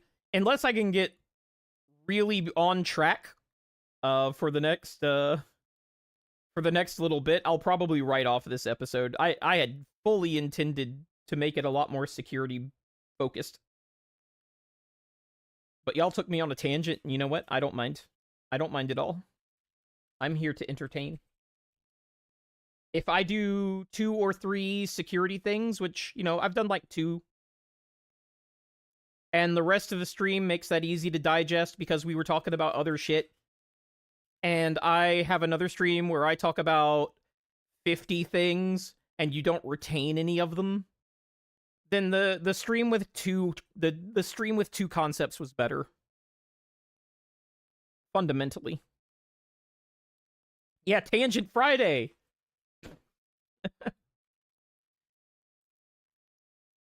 I mean, that's why I have tangent redeems. Those are very easy for me to fulfill. Oh, damn. I missed Inax Glizzy sacrifice. Shit. I'll thank him later. As you can see, his ADHD distracts him as well.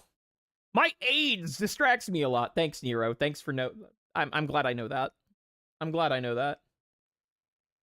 But yeah, so, like, you're talking about gatekeeping, and, like, I think I've explained, like, a bit why I find that ridiculous, because I I do not mind that people enjoyed Moe Blob, even though it kind of ruined anime for me. I just stopped watching it. And then when Moe Blob was over, I started watching it again.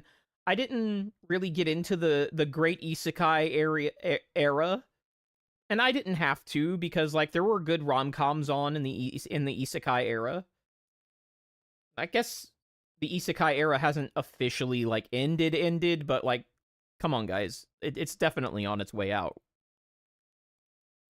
It's definitely on its way out. That's sort of how you were with video. Like I don't mind that people like shonen.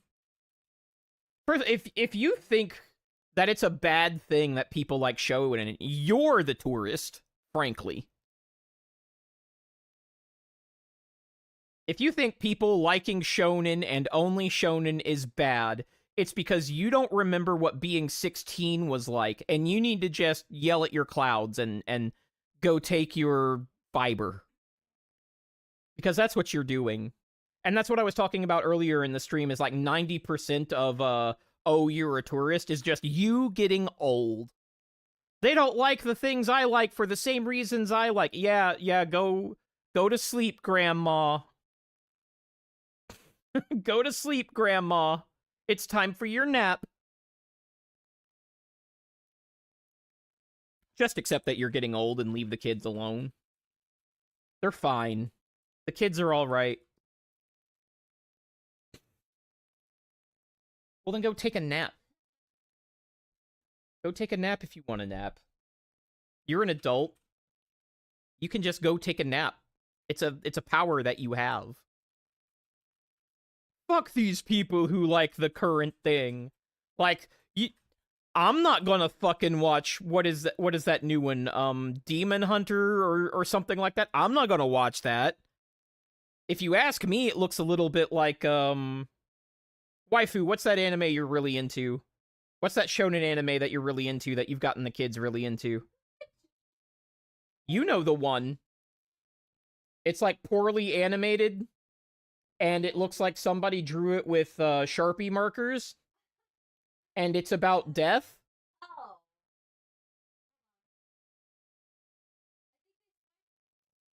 Oh, they swiped it.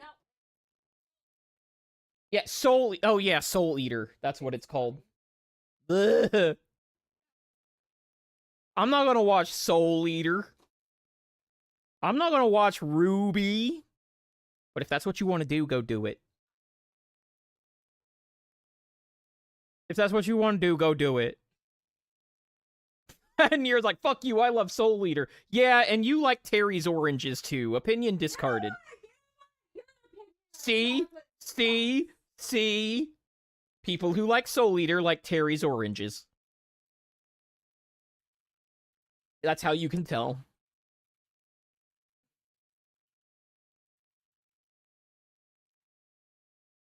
Can I unsub... Dude, you just dropped 5. It'll take you like 5 months to undo that damage.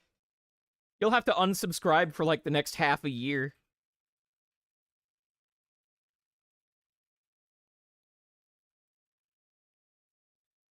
Love you, man. Just means more chocolate for us. Yeah, and more Soul Eater too, because I won't be hogging the TV with it. See? You can just watch it. Looks like chargeback. I wouldn't do chargebacks if you like your channel, man. You're a streamer now. You gotta be careful with that shit. You can charge back Twitch if, like, you're not using them as a platform, but, like, that's in your contract, dude.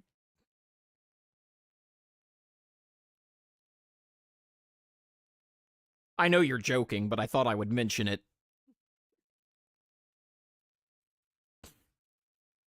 He shit-talked my candy! Get him! Boy, how's that loop around to the first subject, man? You think he read the I read the contract. That's why it took me a week to make my account. I actually fucking read the contract at every click-through. Do you know how long it takes to set up your Twitch account as an affiliate if you actually read everything?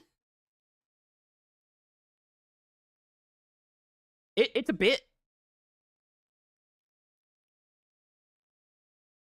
Contract. Oh, man. See, and I would not know to keep harping on Terry's oranges if he didn't freak the fuck out about it. That's the beautiful thing. I wouldn't know to push that button.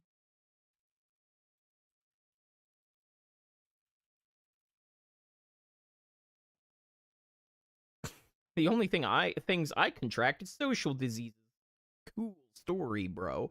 But yeah, like if you think that shonen is just the worst part of anime, you're the tourist. You're the tourist. I hate to, well, no, I don't hate to say it, but I hate to say it, you're the tourist, because you're gonna have to find a period of anime that doesn't include like Gundam or any version of Dragon Ball or Naruto or Soul Eater or Demon Hunter or any of that shit to even start to have a point. I think we should have a celebration sometimes for having never contracted syphilis. Nice. Ranma one half had some sus episodes. Oh, it sure fucking did. Saru, is Ranma one half a shonen? Does that count? Does that count? I'm not sure it fits the formula enough. But really, it doesn't have to follow the formula because shonen really only means that an anime for young boys. But yeah, I agree, Saru. It doesn't count. Oh, shit! Memory time! Memory time! I know a gatekeeper, or I used to. I know somebody who likes to gatekeep anime who loves Yu Yu Hakusho. They love Yu Yu Hakusho. They just took their and passed their N1 test. So I know they didn't enjoy it without dubs. I'm pretty sure they saw it on Cartoon Network. Just like all the rest of you fuckers. Okay, but Yu Yu Hakusho is good. I agree. Even my dad liked Yu Yu Hakusho. He called it Yuck Yuck Huckabuck, but he did it affectionately.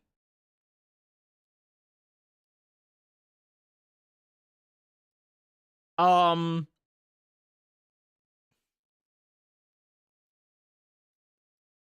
dude, dude, my dad, he just he just called he gave nicknames to inanimate objects as if they were his pets.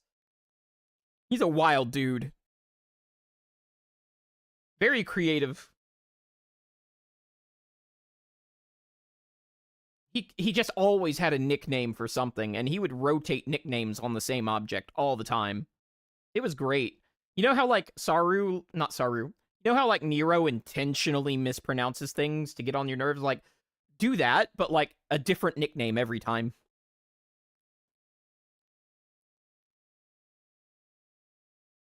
But yeah, they'll be like, we have to gatekeep anime because it's being ruined by these tourists. By the way, my favorite animes growing up were Inuyasha and Yu Yu Hakusho. Bro. Just accept that you're getting old. It's okay. It's okay.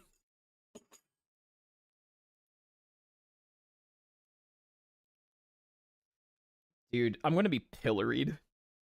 They're gonna put me in the stocks. I've never seen that, and I'm almost afraid that it's a trap, Plaus. What's like a manager, Lirio? I didn't quite get the context of that. But yeah, I agree that Ranma one half does not quite fit what Shonen became.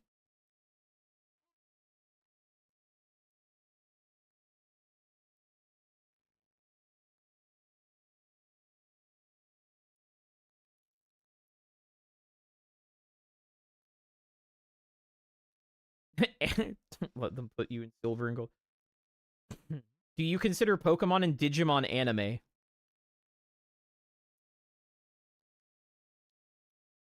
Yes. Just because they're for babies does not make them not anime. The whole point of shonen is that it's for young boys as a target audience. Just because you move that stick a little back to babies doesn't change that it's anime. It's animated in Japan with traditional anime styling. It's just for babies. Just because it had really popular dubs in the US doesn't make it not anime.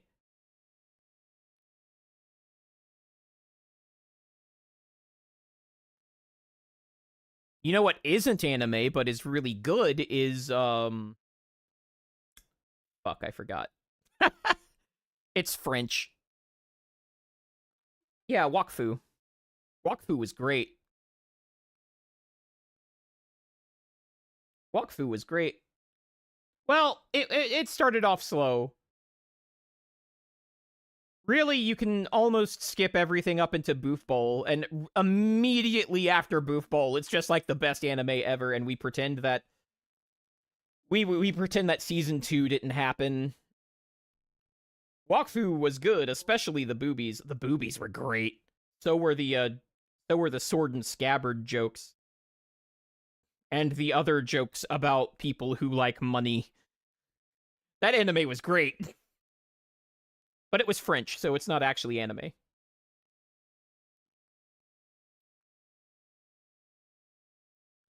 The what's see, there's all this in it. And I know some people are going to be like, "Well, actually, here are the exceptions that prove the rule during Moe Blob." Gunther. Totally Spies gave people fetishes. It absolutely did. How long did Moe Blob last? Like, who in my chat is old enough to remember when it started and actually stuck with anime through the time that it ended? Because it feels like it was like 12 years. God, that was awful.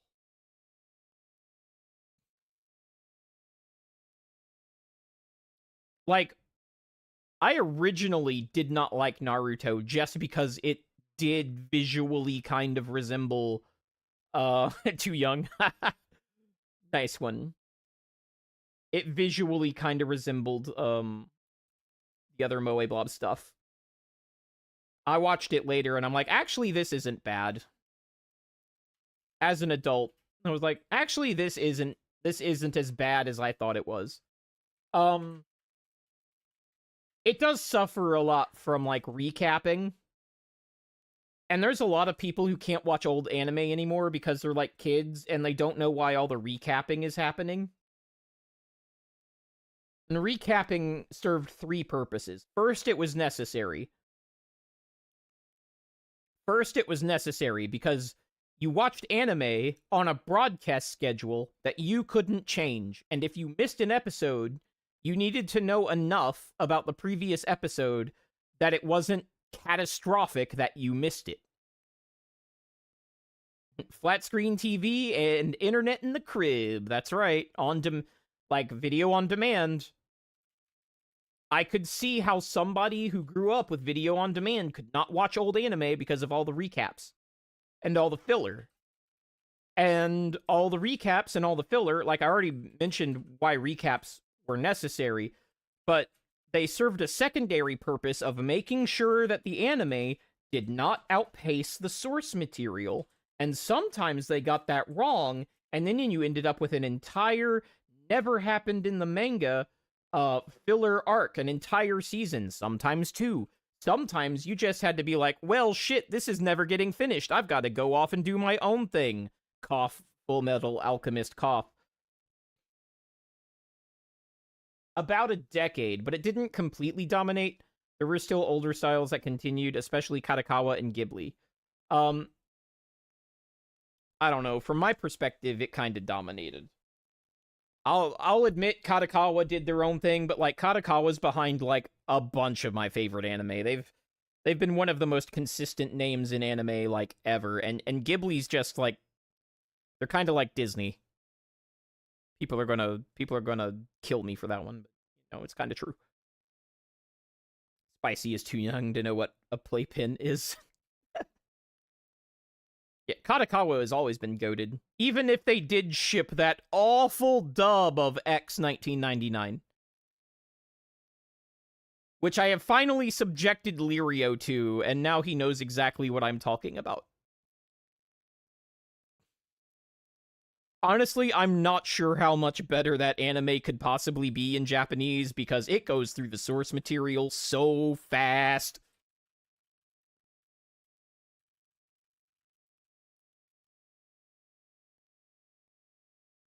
Yeah, well, yeah, but like, you're right. You're exactly right. Moe Blob seem to come to the US market more than others.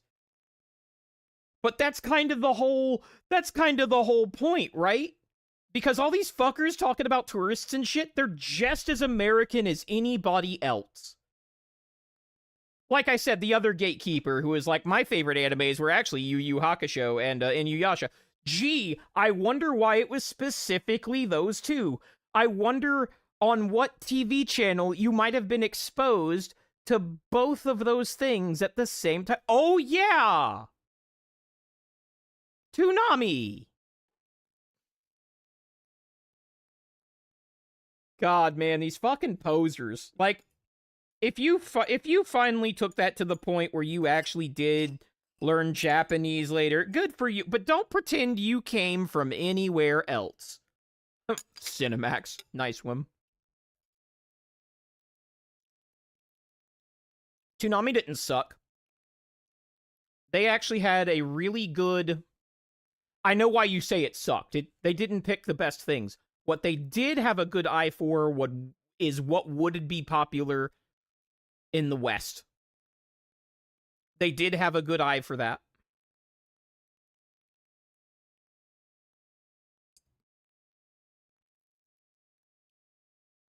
Like, I imagine a lot that aren't American. Noodle, I like you, man.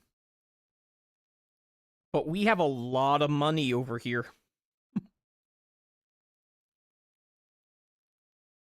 There's a lot of people. Anime didn't hit Euro nearly as hard. Oh, that isn't what you wrote. I imagine a lot aren't that American. What's not that American? Now I'm confused. I'm not sure that switching those two words actually changes that sentence a whole lot.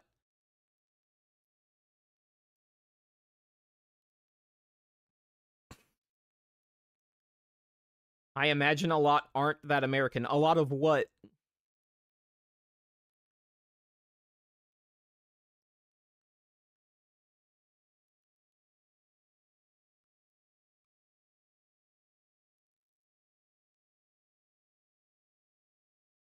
Well, yeah. And I stand by that because the vast bulk of new anime consumers around that time were Americans watching Toonami. I stand by that. Absolutely.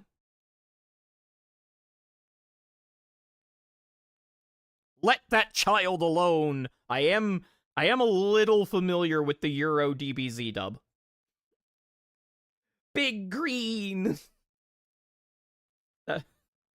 Oh my god, dude.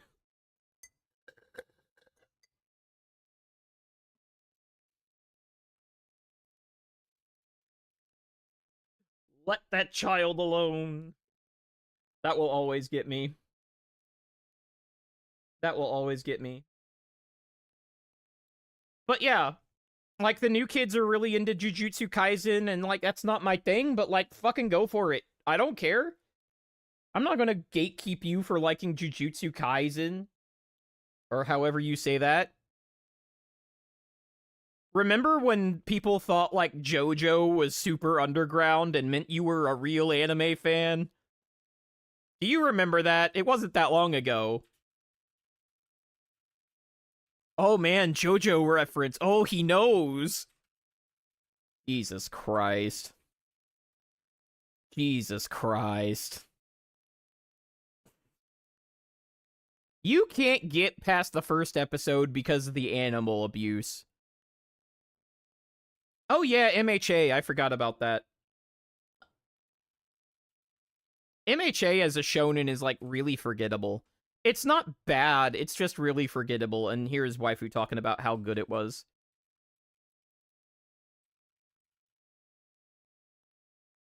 When does the Narwhal Bacon RM win?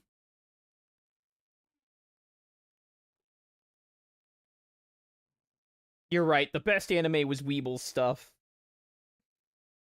Fight me. MHA is really forgettable as a shonen. I'm sorry, I gave it a chance. I did enjoy the NTR ending, though. I did enjoy the NTR ending. God, that made Twitter so mad. Oh, she doesn't know. Waifu doesn't know. Why don't you just keep reading up on My Dress Up Darling, waifu? Why don't you just keep reading up on My Dress Up Darling and forget about MHA while you're ahead? The last good anime movie was Akira. I can't argue with that one. I can't argue with that one. I mean, I would like to, but I can't.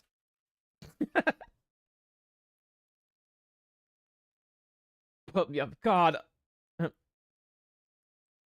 Not only I actually don't enjoy NTR, but I think the reaction, like the negative reaction to it, is so overblown and out of proportion that I kind of do enjoy NTR. Also, Omni, you weren't around when I spent like literally 2 years giving a certain Discord server updates on what the NTR stock was doing every single day. That was peak.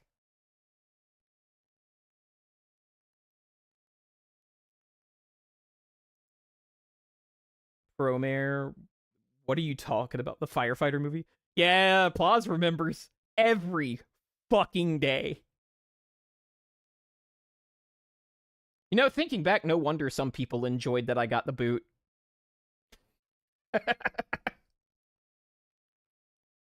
Imagine having to be updated daily on what NTR is doing.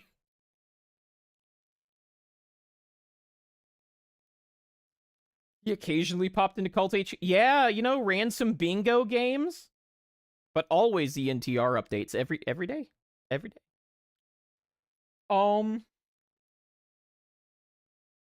Yeah, I mean we could go into that all day, you know, and we have in the past. There are 2 people in this channel right now that made sure thigh slaps did not stay a meme and actually turned into something. I'm just, you know. But Nero was smart and stayed away from the Jin and sub channels. Yeah, yeah, yeah.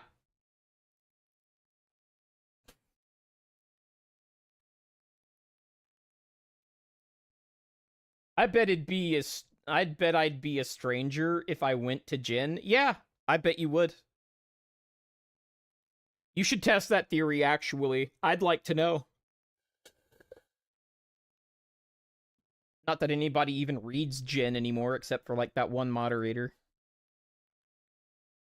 Jeez, who's blowing me up? The slap competition was such a ridiculous blowout. Dude, that was so great. You know what my mistake really was? You know why I did shit like that? You know why I did shit like that? Was because, I'll be honest. I'll be honest. You're My First YouTuber was kind of a chatter kayfabe. That was actually Pippa, and I thought other communities behaved the way Pippa's does and actually did fun shit. And the more I go around to different communities, the more I realize Pippa just has the most fun community that actually organizes, like, gremlin shit. That's where that came from. That's where that came from. All of my why is RM so gung-ho about this and why is he turning this meme into reality comes from the way Pippa's chat is. Because I vibe with it. It's like, just say you're a broke boy. What are you talking about? Like, it's like real old 4chan kind of shenanigans.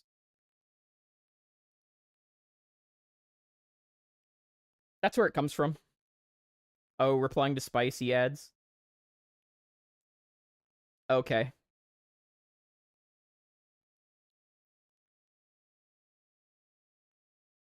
That chat, the chat that can make a billboard a reality on a whim. Yes, that is so peak. That's where that energy came from. I infected you with that expectation, and was that a bad thing, Lirio? Was that a bad thing?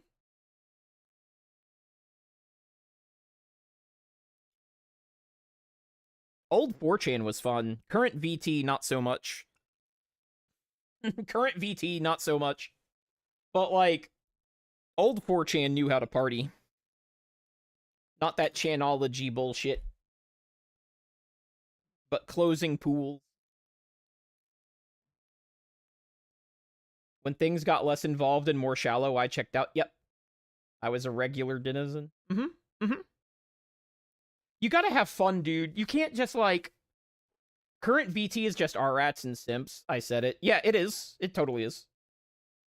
It totally is.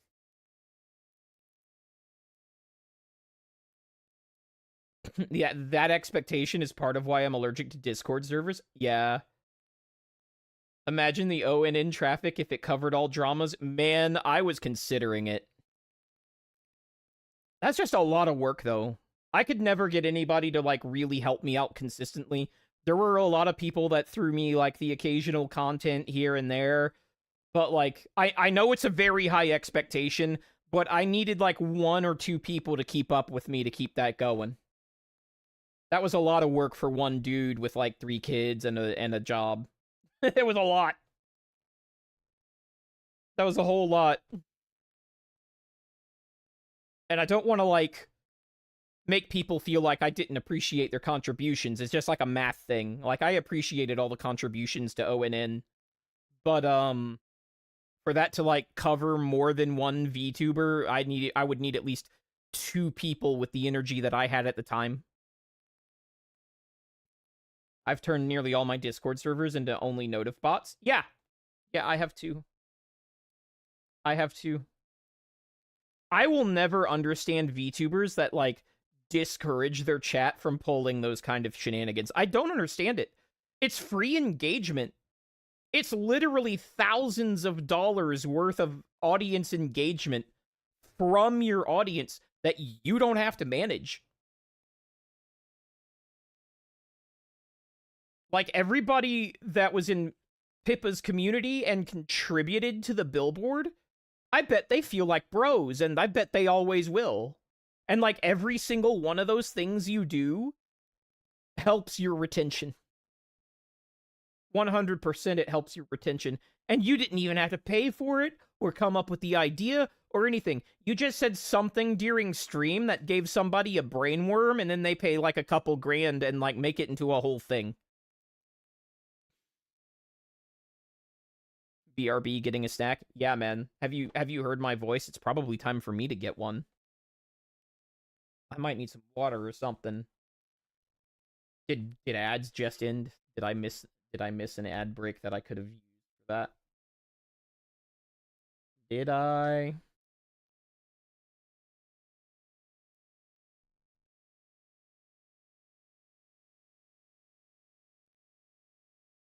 Because what happened happens? Yeah, but you don't have to do that. Yeah, I missed the ads. Okay. Yeah, they already rolled. Pro streamer, by the way. Yeah, I disagree, Nero, because what happened did not have to happen, and you know that. You know that. I think if some people were following, some more corporate rules about how they handle their community, that would not have happened. Either time.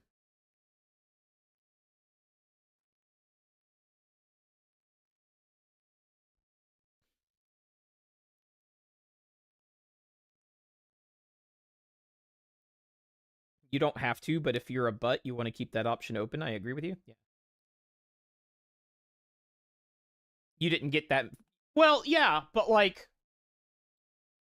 her biggest shit poster, or at least what used to be her biggest shit poster, I believe also got it from that. Like, it's just the energy, dude. Like, half the people on old 4chan glowed in the dark anyway.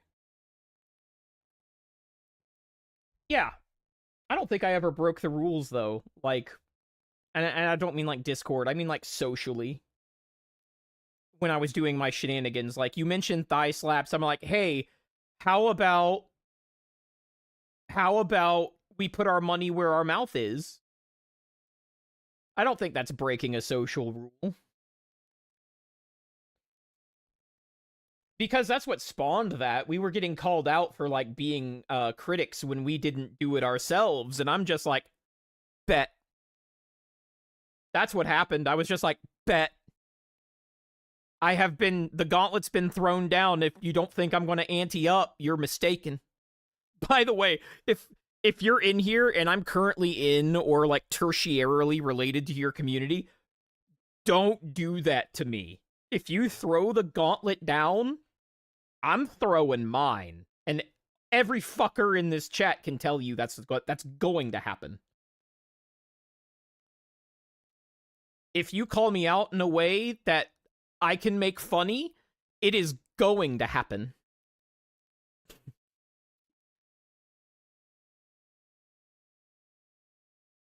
None of the mods took me seriously when I suggested the Plushies World Tour picks. Yeah, but it was such a great idea. Hi, Nick. Now it's a common idea. AU's community will do it unprompted. Yeah! Yeah, how about that? How about that? It was a great idea, and it continues to be a great idea. It's just a good idea. Like, community engagement is almost always a good idea. Like, do you not know? Oh, I wanted to get into that. I was about to say, do you not know how global your audience is? Guys, I can't make you do this calculation yourself. I don't know if any streamers are in chat right now, but I actually recently ran the numbers. Remember when I was talking about how likely it was that if you were a 4-view, that one of your viewers lived in your apartment complex? Did anyone else actually take their plushie somewhere neat? Yeah, I think they did. One took theirs to a university, which, like, as a social proof, that's brave. I said it at the time, and I will reiterate it because I still believe that. Extra, that's who did that. Extra took their plushie to university, and that's a socially brave thing. And then Guy took his to, like, a grocery store, like an Asian grocery store, I think.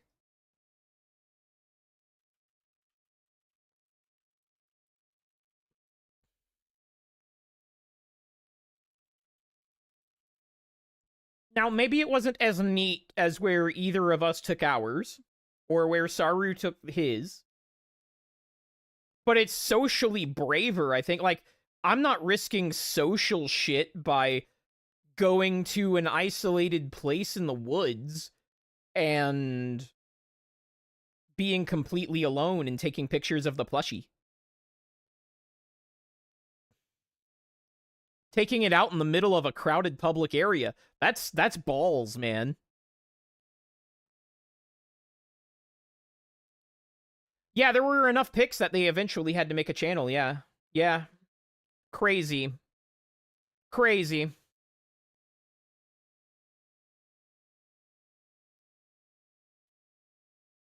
I love how and if you're a VTuber, you have to understand that even Twitch thinks you're using bans wrong.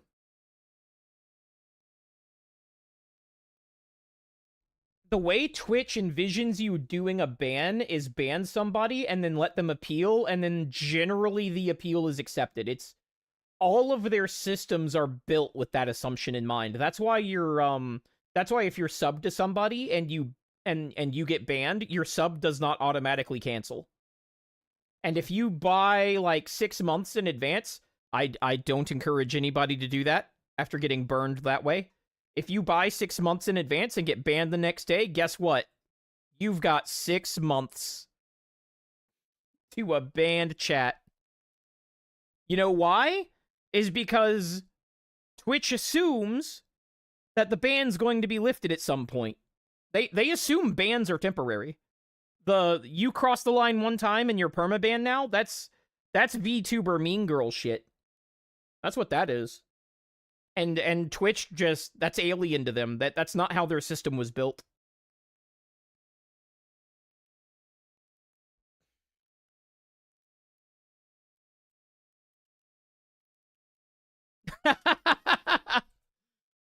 Yeah, hold on, Saru.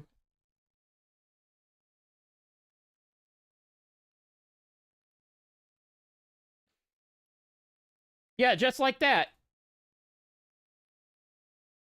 I get. How dare I question what's going on? You know, one thing I've noticed about VTubers is they don't like accountability very much. I will say that, Nick. Oh, Nick, were you here when we discussed the wafer shortage? I don't think you were. That's got to be fun for you.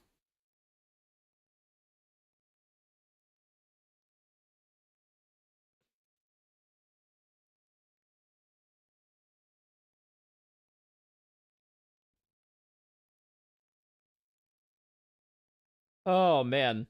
You ever notice how like the people who ban the least have the most CCV? Have you ever noticed that? Have you like we're gonna number in here. Have you seen all these numbers? Have you seen all these numbers? Orders have picked up a little, not as much as you would think. I thought that was because it's not the orders that they're the problem. It was like that one order from OpenAI that fucked everything. First of all, why would you agree to that order? Ollie is certifiably insane.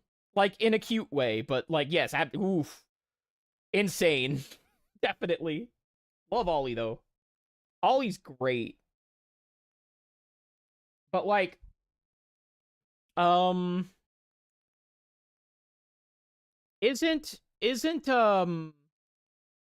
Filipino boy like a 5 view sometimes? I don't know if they're consistently a 5 view.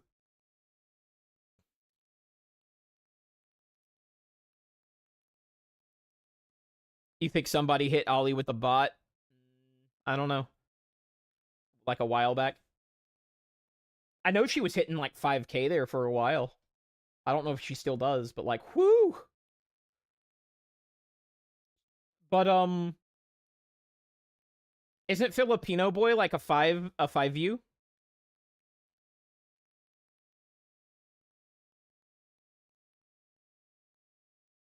You think she gets 5 view when she gets controversial? Okay, so she's a high 4 view, low 5 view, depending on the content.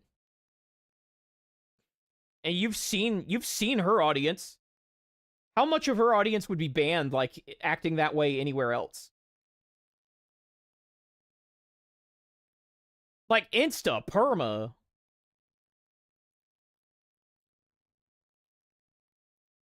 There's some rowdy shit said. And that's like a 13 plus chat, too. It's not even an 18 plus chat. It's a 13 plus chat. Well, I think that's correlated, actually, with the rowdy behavior. I think that's actually expected, not the other way around. But, yeah. So I wanted to talk about the because I don't seem to be able to segue into this, the way that we have gotten off the rails. I can't segue to this, so I'll have to cold cut to it. And because of that, what I would like to do is I'm going to put the BRB screen up for a little bit. Go get me some water and then come back and we're going to talk about the period tracker. We're going to talk about the period tracker. Oh boy. This also relates to information flows. Get it? Flows. I will. I'll go now.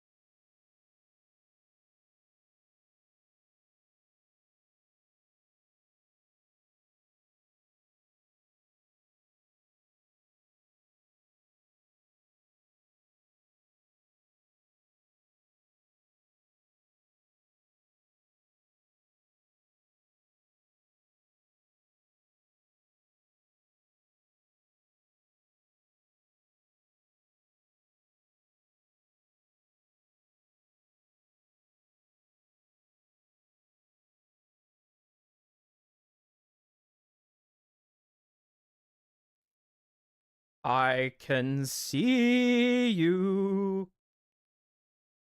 Dude, I almost hit the stop streaming button instead of the transition button. Think. First of all, um, if you are a streamer and you have been listening to my takes and you disagree with them and you're still here, thank you for that. I appreciate that. And the reason I say that is kind of like the CCV kind of suggests that might be the case. Um, but yeah, I appreciate that. Second of all, appreciate the fact that this is how like chatters talk to each other, and you're not going to be getting this from your audience directly. This is locker room talk, and this is actually how your chatters feel. I guarantee you. We're talking about stuff that, frankly, is against the rules to actually tell you to your face.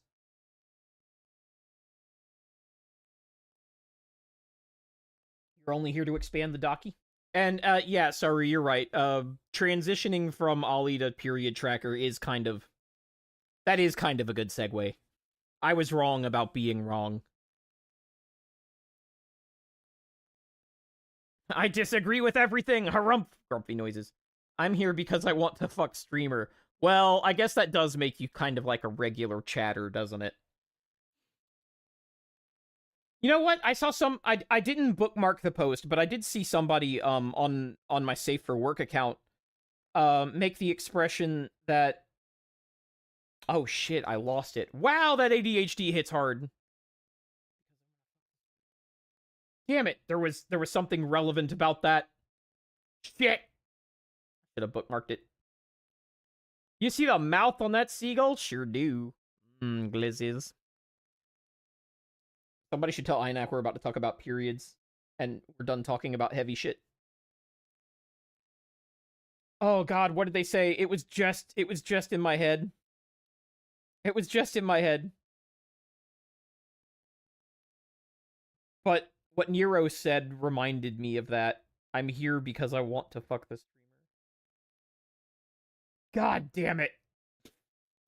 Heavy periods. Yeah. I guess I just had a brain clot.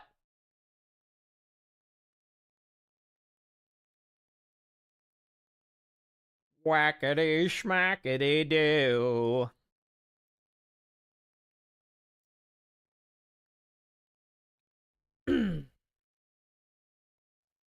What if a drawing tablet away now? Let's see. I'm sure I will have other chances. No, not the DMs.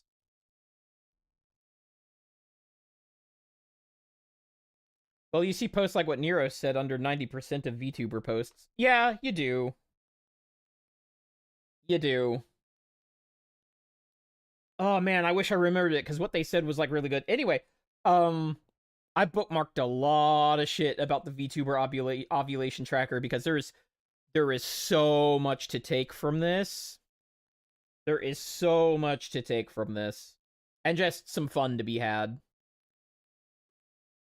Let's see, how far does this go back? And what I want to do here is like not make fun of people, but just kind of tell them the truth. Oh yeah, you saw your name? You mean people watch streamers for other than gooning purpose? Oh yeah, that's what she said. Thank you, Omni. She said, I finally realized that if I have a chatter that is making me uncomfortable, it's making my chat uncomfortable. And like, yeah. If you don't realize that, if that's not something that you think in your head, like automatically, that is the truest shit ever. And most of your chatters will not say shit to you because if they do, your mods will ban them. Your mods will ban them. Ask me how I know. Wait, how long has that streamer been streaming? I don't know. See, when somebody says something that I think is remarkable or stupid on X, the first thing I don't do is click on their profile and then start seeing who they are and how much clout they have. I actually don't look into them at all because I want to look at the statement in isolation. How do you know? Oh, I don't know. Maybe some weird ass invented things about being a bully.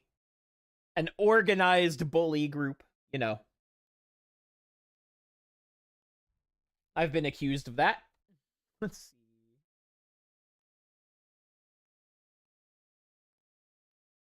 Like, I don't farm these people in a traditional way. I don't look into their, like, past. I don't look into their profile. I don't look for ways to engage in ad hominems. I'm just like, oh, that statement's wrong, and here's why, and here's what you can learn from it, and blah, blah, blah. Crazy, I know. Crazy, I know.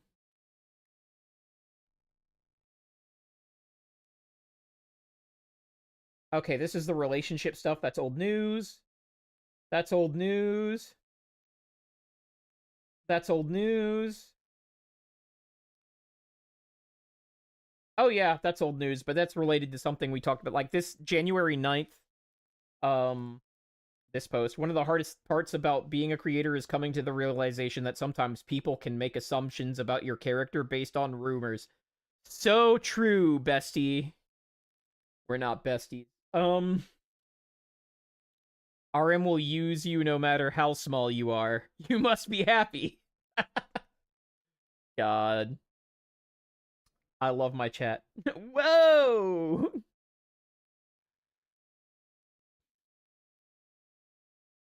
Oh yeah, so it was like this Parrot 4chan post. making fun of this post. And I did reply. I replied to like this one as you can see here, and we will talk about OSINT. We will talk about OSINT. But like, if you don't know, and is it still open? Oh man, what was that called again? Like, this is going deep. Where was that website? It was like vsomething.moe. It was down for a while. I think it's still down. I think it's still down.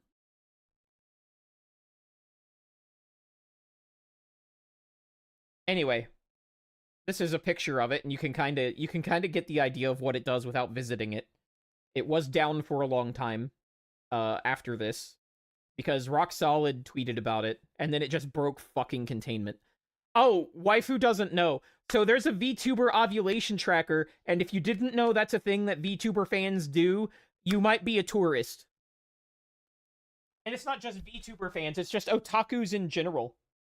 Because cultures are different. You know what else we don't do in the West? We don't do blood type quizzes. We use the horoscope instead. But you know, they do blood type compatibility matching over in Japan. I don't know about any other Eastern countries. Saru could probably tell me about that, but like, you know, they use blood type. And about a million other things.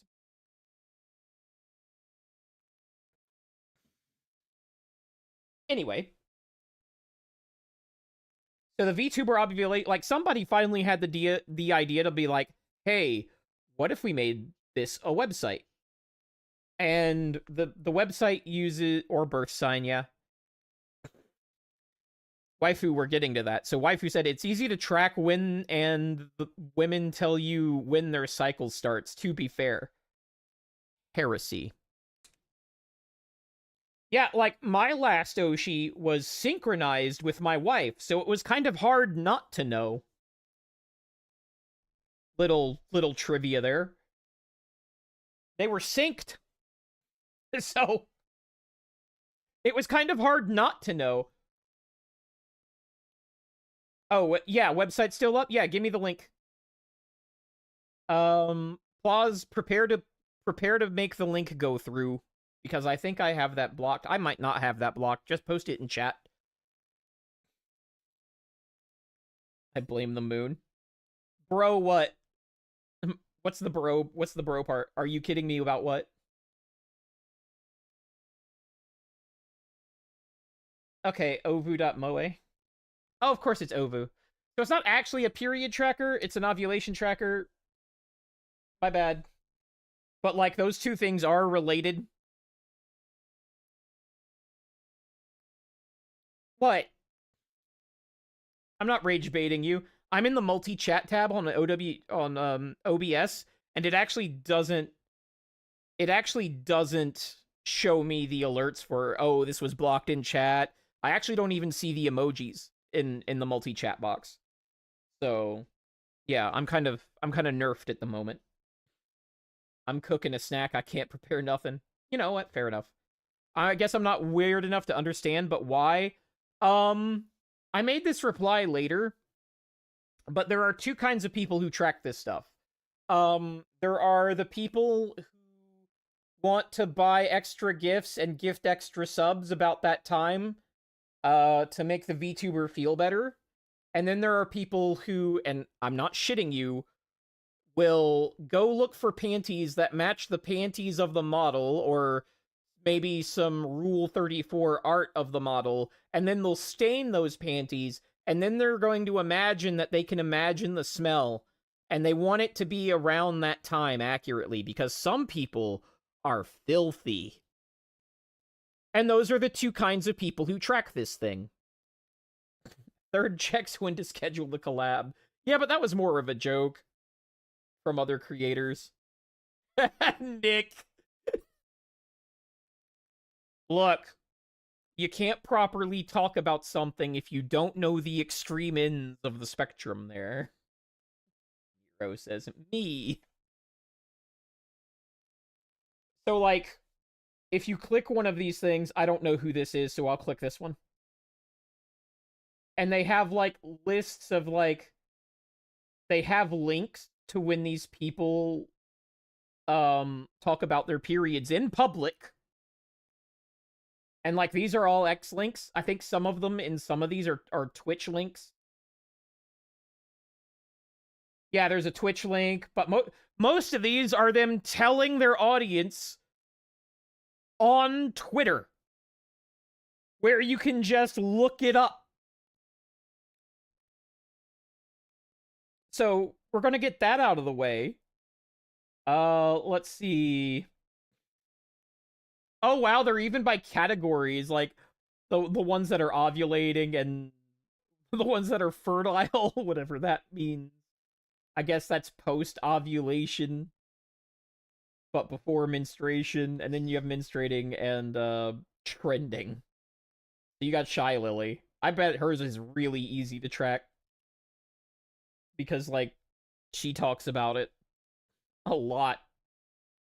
And then you have the joke ones like Nero. Nero's on here.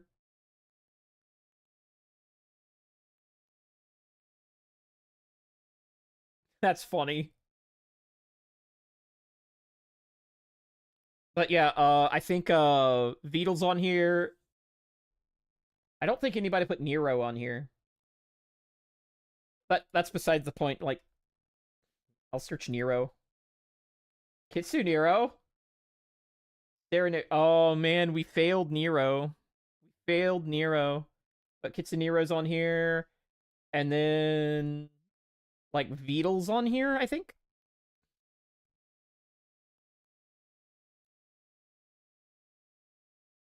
Beetle was on here. I don't know why it's not showing him anymore. Maybe I hit some sort of limit. Whichever. That's not important. The important thing is now you know what it is and what it does. That's what the important thing is. So Rock Solid just tweets out, just found out there's this website that tracks ovulation and menstrual cycles of female VTubers, and Shikai has a total crash out. Like, whoever added me into this shit, whoever made this website, you're such a piece of shit, and I hope you will break your bones. Why would you learn coding to create such a fucked up website? First of all, it's a simple website and you could vibe code it. There are hardly any visual elements on it at all. Knowing basic HTTP is not coding. Or knowing basic HTML is not coding, not HTTP, duh. Knowing basic HTML is not coding. Step off. It's fucking creepy. By the way, all of this is valid so far. Like, I disagree with this, but it's a valid crash out. This is valid. Seek therapy, you freak. That's a little strong. It's so disrespectful towards women. This is where I start to have issues. Because you saw how these things were determined. Nero, I know you have thoughts about her. Like, we're gonna look past that for the moment, for the sake of this breakdown, because like it's not about like agreeing with people and not agreeing with people. HTML is elite hacksaw skills though. Yeah, like in 1992. It's so disrespectful towards. No, it's not, because the way this was determined was your public statements. Can't grown-ass men rather touch grass than make women's life miserable? You're a VTuber. Like, when we all talk for serious and we're like, these women cannot handle the locker room talk. They have no idea what we're not saying. They have no idea. This is part of that. No, it's not you're a VTuber, you make your own life miserable. It's like, you don't understand what VTubing is if you do not expect this. Expect it from your audience. Yes, this is tame. And the touch grass thing is especially like, you're a VTuber. Your audience does not touch grass. That is kind of the point. That is the point. You can guess how many sites they make that track a lot more. Yeah, I think the point behind this is that it's a website, but we have people saying crazy shit. crazy shit. There's like some legit credit. So Parrot's like, site is based on public information posted by the VTubers themselves. How dare you do math and keep a timetable? Stop posting about your period then. If you want privacy, stop making your life public. Bingo! This is about information flows. You can absolutely control the information that flows from your own mouth. And if you can't, maybe it's a good idea that your audience is keeping track of your menstrual cycle so that they know when to ignore it and when not to. It's one or the other. You can't have your cake and eat it too. Either you're responsible for what comes out of your mouth, and this can be tracked, or you're not responsible what comes out of your mouth sometimes, and this should be tracked. Pick one. Or you can shut up and not talk about it. It's like, you don't talk about what restaurants you go to because you expect your audience to be keeping track of what you say, and you know that eventually that can pinpoint your location. What saying? What saying, Noodle? What saying do you not understand?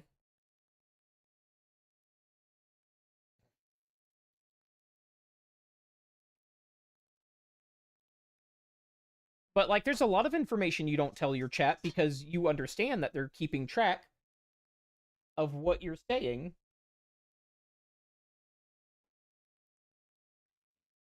When it says have your cake and eat it too, what it means is once you're done eating the cake, you no longer have it.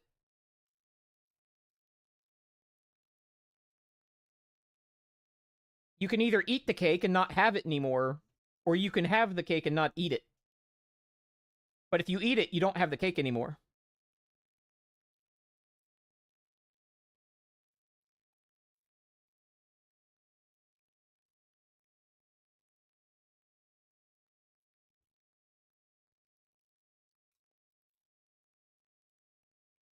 Waifu brought me popcorn.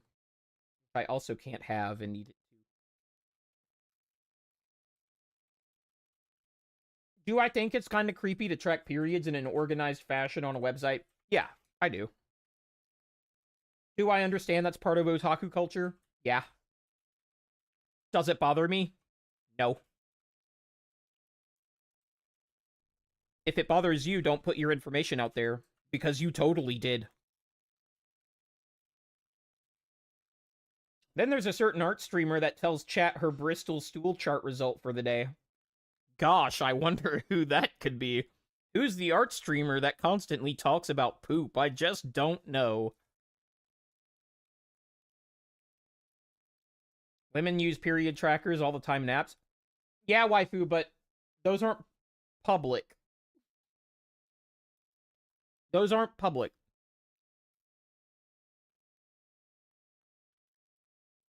The Bristol stool chart. It tells you how healthy your poop is. Allegedly.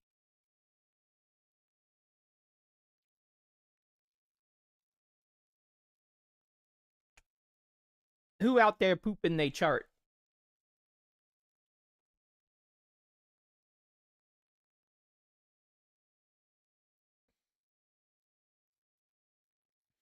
The Bristol school chart?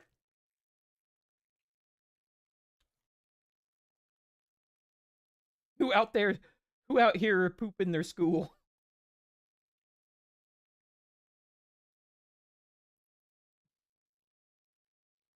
I mean, there are schools in Bristol.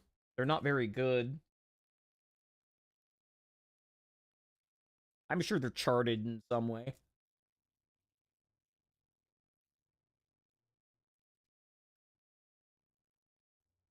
But yeah, we can talk about my reply here. But I was going to get to that anyway, so we don't have to.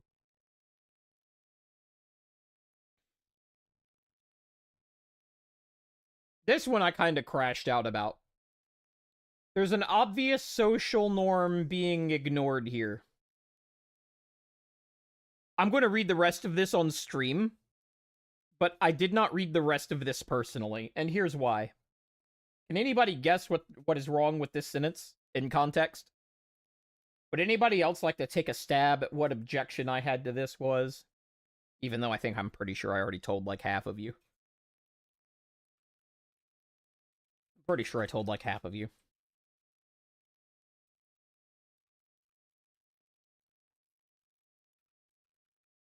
Ah, God damn it.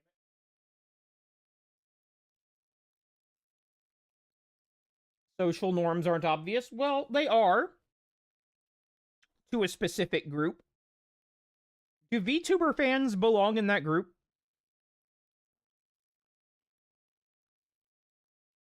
I don't know. Let me get my magnifying glass to read it. Oh, good call out, Saru. Good call out. Chaos Monkey keeping me honest. There. Thanks, Monkey.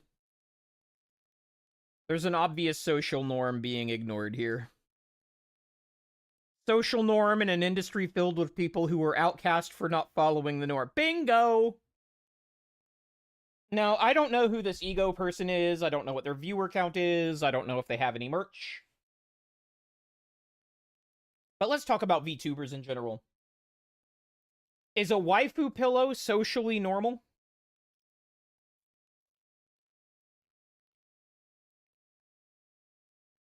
One view incoming. I cannot cast stones there, man. No. No, it is not.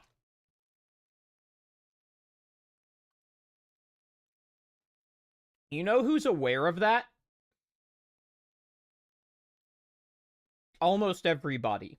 Even the otakus. In fact, one streamer who recently moved expressed shock, dismay, and embarrassment because she forgot to put away her body pillow cover and the movers saw it.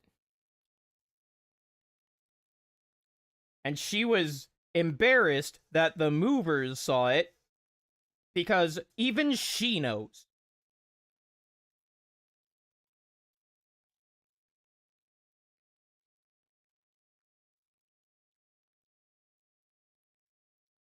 Yeah, Nick, it's funny how you can.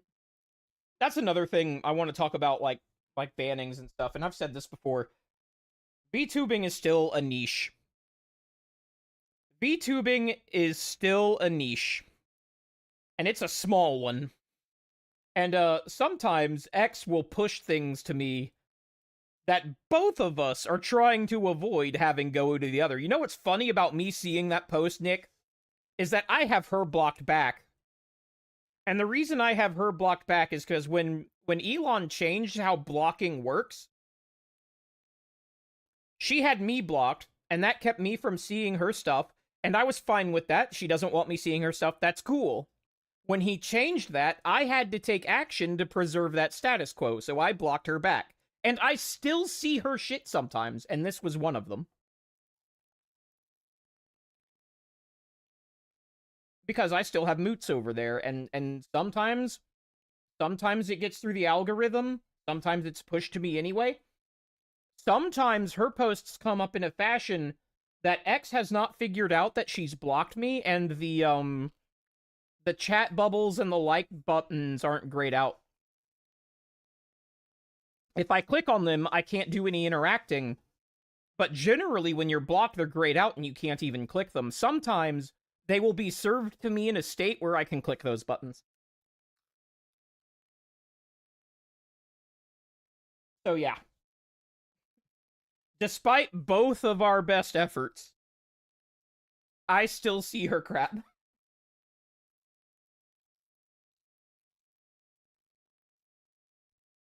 I hope that's not a two-way street, to be honest. You have breaking news about old 4chan since it was mentioned earlier? Is it like breaking news from a slowpoke perspective or actual breaking news?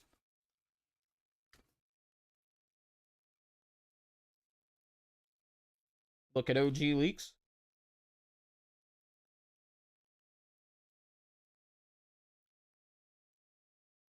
Oh, wow. Okay, I'll read that later, but I recognize that name immediately. Holy shit. Holy shit. Always is 4chan, man. It's always fucking 4chan. That doesn't surprise me, Noodle. That doesn't surprise me.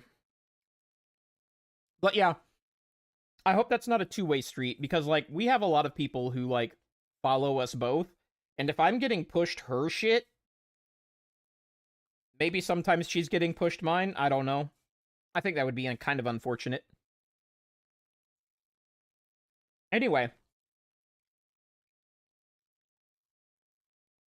Social norms.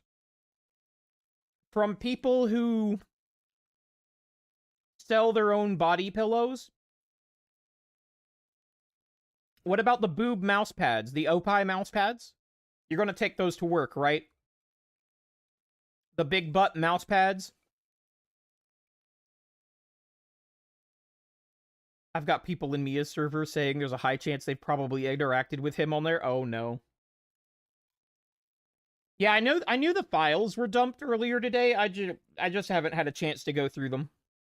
The most salacious of them are being circulated on X, obviously. I accidentally let my grandma see my butt mouse pad, and now I don't care. Dude, grandmas can be very scary. Because they're old enough to not give a shit, and they might ask you where you got it, so that they can have one. Like, grandmas are scary.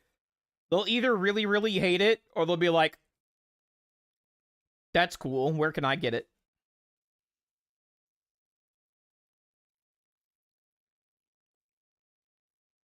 That's why you don't want grandma to see certain collections, is because, like, what if she's into it? Because she's old and she doesn't give a fuck. That's the real scary shit. Heck, can't tell which is worse, outrage or genuine interest? Yeah, man. Yeah.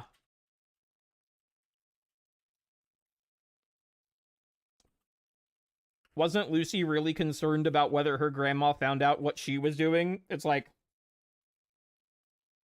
what if she liked it? That would be worse, wouldn't it? I get my kinky genes from my kinky grandma. Waifu, I know that's true, but it's disturbing when you say it out loud.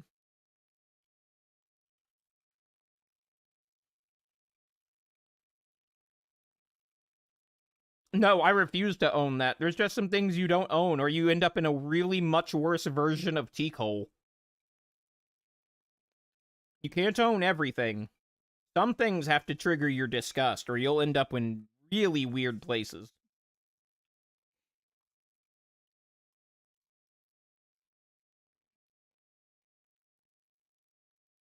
I don't want to make Alabama look like New Jersey, you know?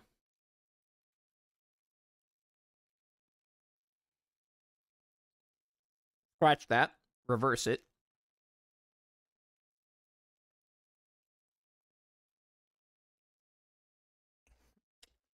Look, Harry plays. Wow. No, it's never too soon. But yeah, be so serious right now. There is nothing socially normal. There is nothing socially normal about VTubers. Anime in general is still... There are still pockets of anime that are not socially acceptable. Like, sometimes I forget I have a USS Laffy keychain, and sometimes a normie sees it, and then I remember I have a Laffy keychain.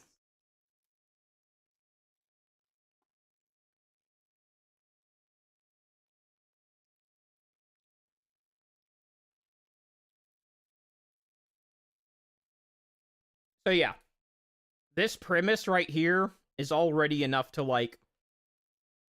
Laffy is awesome, I agree. But some people see, like...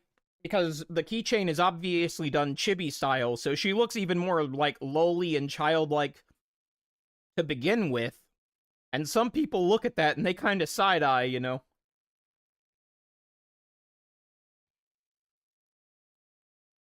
I love that Laffy is addicted to torpedo juice. It's great.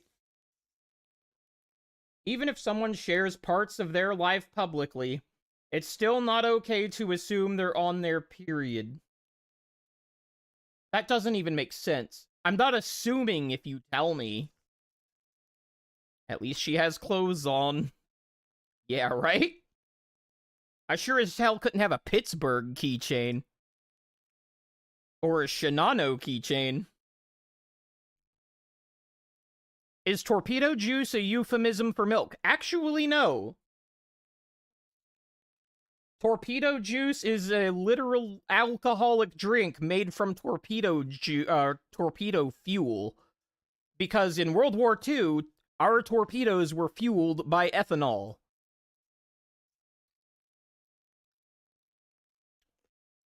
So the crew of the Laffy and several others in Iron Bottom Sound. A U-boat keychain. Never. Never, never, never, never. I'm not chancing the U-boat keychain. Yeah, so the crew of the Laffy would get bored, and they would take torpedo fuel and turn it into drinks. They definitely were not the only crew that did that, but it was more notorious for destroyer crews to do that. Or more common, I should say. Destroyer crews were notorious. More than other types of boats.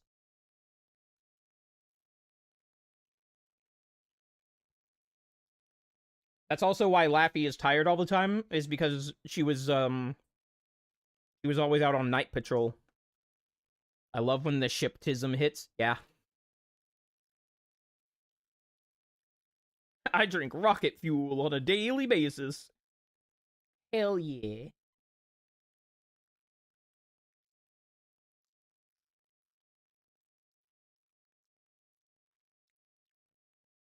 I mean, you put small in air quotes, but Fletcher class destroyers, I don't think the first Laffy was a Fletcher. But even the Fletchers were very small. We wouldn't even call those a frigate these days. Much less a destroyer.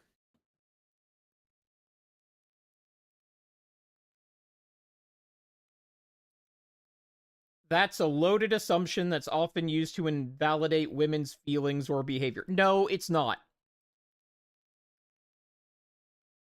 It is okay to assume that you are telling the truth. And if it's anti-woman to assume that you're telling the truth, I think you just might be a sexist, if that's what you believe. From what I've seen, a lot of what the site uses are vague posts like my stomach. No. No, it's not. And Parrot calls that out later. It's literally, I am on my period, is most of the comments. Which isn't actual confirmation of a period. I don't care if it's an actual confirmation. You're all caught up in the fact that this is accurate. It doesn't matter if it's accurate. It uses your public statements. The accuracy is immaterial. Using that information to estimate cycles and turning these educated guesses into a cycle tracker database is extremely invasive. Oh man, where have I heard that language before? Extremely invasive. It's not invasive at all. If I say I went to a football game last Sunday, and then I say I went to a football game the next time Sunday comes up, and you start building a tracker on what days I go to football games, it's not invasive. It is information I put out there. Yeah, waifu, you're kind of telling on yourself there. I have only heard Lucy say that. I'd like to see the female YouTubers track when chatters are talking right after jerking off. Some women claim they can tell. Extremely invasive. You know what else is invasive? When a streamer expects you to remember other stuff that they've said in public. Not that a streamer ever would. What if I forgot this person's birthday?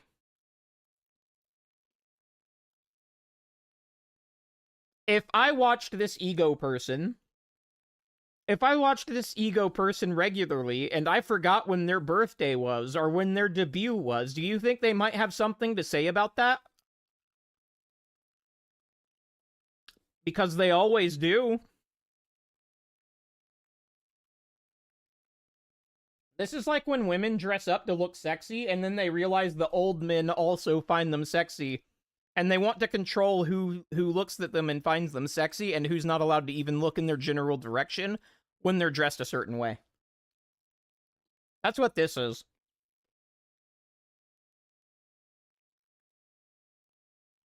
From a security standpoint, this is a failure to understand what you have control over and what you don't.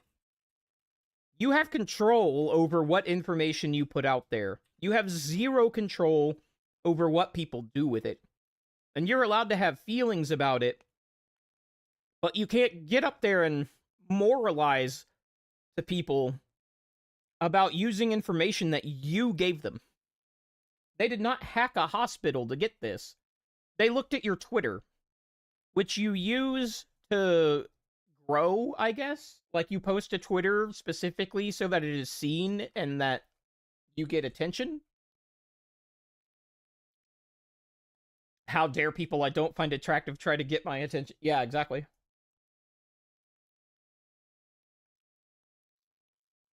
I wonder if this person's ever posted about not being approached. I can't say one way or the other. I want to emphasize it being public and searchable because it makes it easy for people to use that speculation to shame or harass VTubers. Show me. This is victimization fetishate. This is fetishizing victimization. It's like, show me one person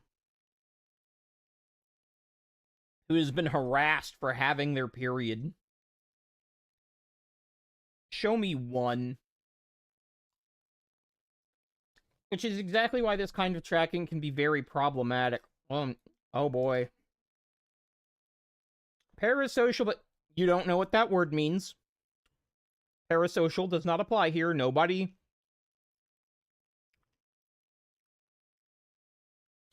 assumes they have a relationship with you because they're tracking your period. You can say it's creepy, but this word just doesn't apply. So when I make the claim that it can bring shame or harassment to VTubers, it's not me being extreme or woke. I'm just being yeah, but you don't have any examples of this. Because I can tell by your language when I make the claim, like, you're justifying this claim. So what you're telling me through this language is that you don't have any direct observations of this happening. Because there's no reason to couch this way if you did. I'm getting notifications. That's funny. I almost never do. I've never seen someone mauled this hard. Lamal, can't grown-ass men rather touch grass than make a woman's life miserable? It's called the internet where weird and funny things happen. Welcome to your first day. Based. I know more about Shikai daddy issues than I do the relationship between some of my best mates and their parents. Shikai is chronically oversharing everything that happens to her and is constantly in crash out mode. Parrot was absolutely right on the money. Based. Yeah, if you don't want to track, don't talk about it in public. You know who else tracks your period?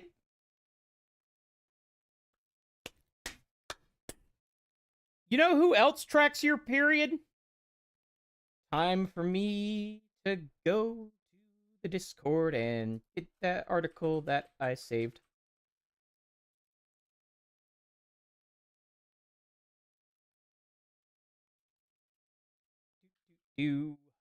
Copy link.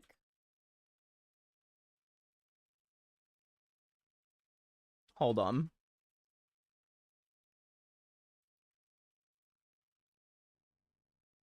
I'm going to make sure it doesn't expose anything here.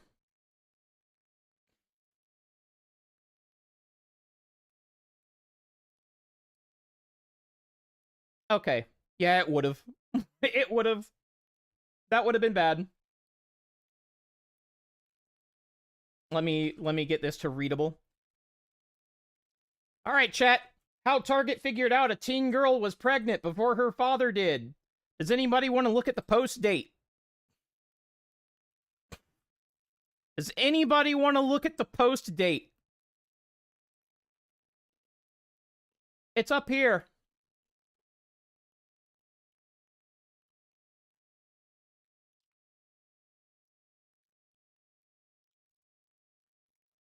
There was another retailer that got into trouble for this. In 2004, I think it might have been CVS, it might have been Publix. It was one of those two.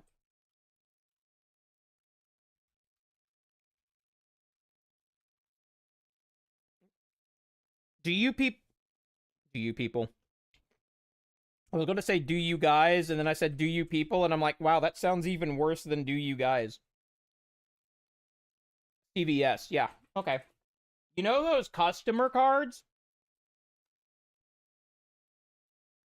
Those customer loyalty cards? Do you know why they hand those out? Do you know why they no longer do? All but a few companies?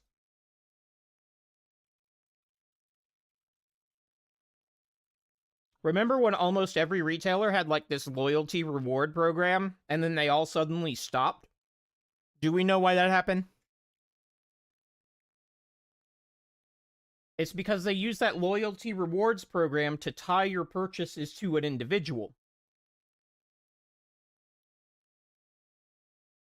And in the age where credit cards and checks were used, or where cash and checks were used just as much as credit cards, they needed a way to tie your non-credit card purchases to an identity. They don't have to do that anymore. Sometimes you pay with your fucking phone. They don't need a barcode to track who you are anymore. Apparently CVS still does, but every other retailer doesn't. You give them enough information just with your payment information that they no longer have a barcode for you. They don't need it.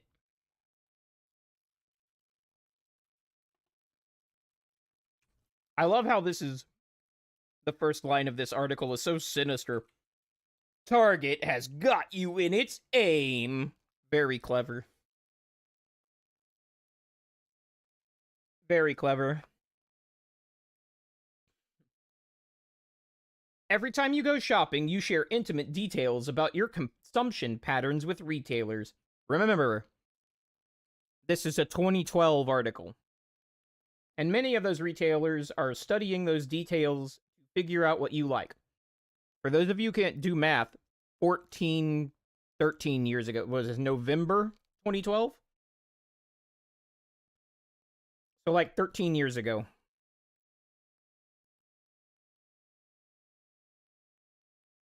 Oh no! February 2012. So 14 years ago, basically. And many of those retailers are studying those details to figure out what you like, what you need, and which coupons you are most likely to make you happy. Coupons. Remember coupons? Target, for example, has figured out how to data mine its way into your womb. God, that's a sentence. To figure out whether you have a baby on the way long before you need to start buying diapers. Charles DeHig outlines in the New York Times how Target tries to hook parents to be at that crucial moment before they turn into a rampant and loyal buyer of all things pastel, plastic, and miniature. He talked to Target statistician Andrew Pohl. Reality is stranger than fiction sometimes. Statistician Andrew Pohl. I know it's not spelled the same way, but damn. Before Target freaked out and cut off all communications, so Andrew was talking to them and Target told him to shut the fuck up, about the clues to a customer's impending bundle of joy. Target assigns every customer a guest ID number tied to their credit card, name, or email address that becomes a bucket that stores a history of everything they've bought and any demographic information Target has collected from them or bought from other sources. Using that, Poll looked at historical buying data for all the ladies who had signed up for Target baby registries in the past. From the New York Times, Poll ran test after test analyzing the data, and before long some useful patterns emerged. Lotions, for example, Lots of people buy lotion, but one of Pohl's colleagues noticed that women on the baby registry were buying larger quantities of unscented lotion around the beginning of their second trimester. Another analyst noticed that sometimes in the first 20 weeks, pregnant women loaded up on supplements like calcium, magnesium, and zinc. I too load up on calcium, magnesium, and zinc. But it's not because I already have a baby, it's for other reasons. Many shoppers purchase soap and cotton balls, but when somebody suddenly starts buying lots of scent-free soap and extra big bags of cotton balls in addition to hand sanitizers and washcloths, it signals they could be getting close to their delivery date. Or have a rather nasty infection.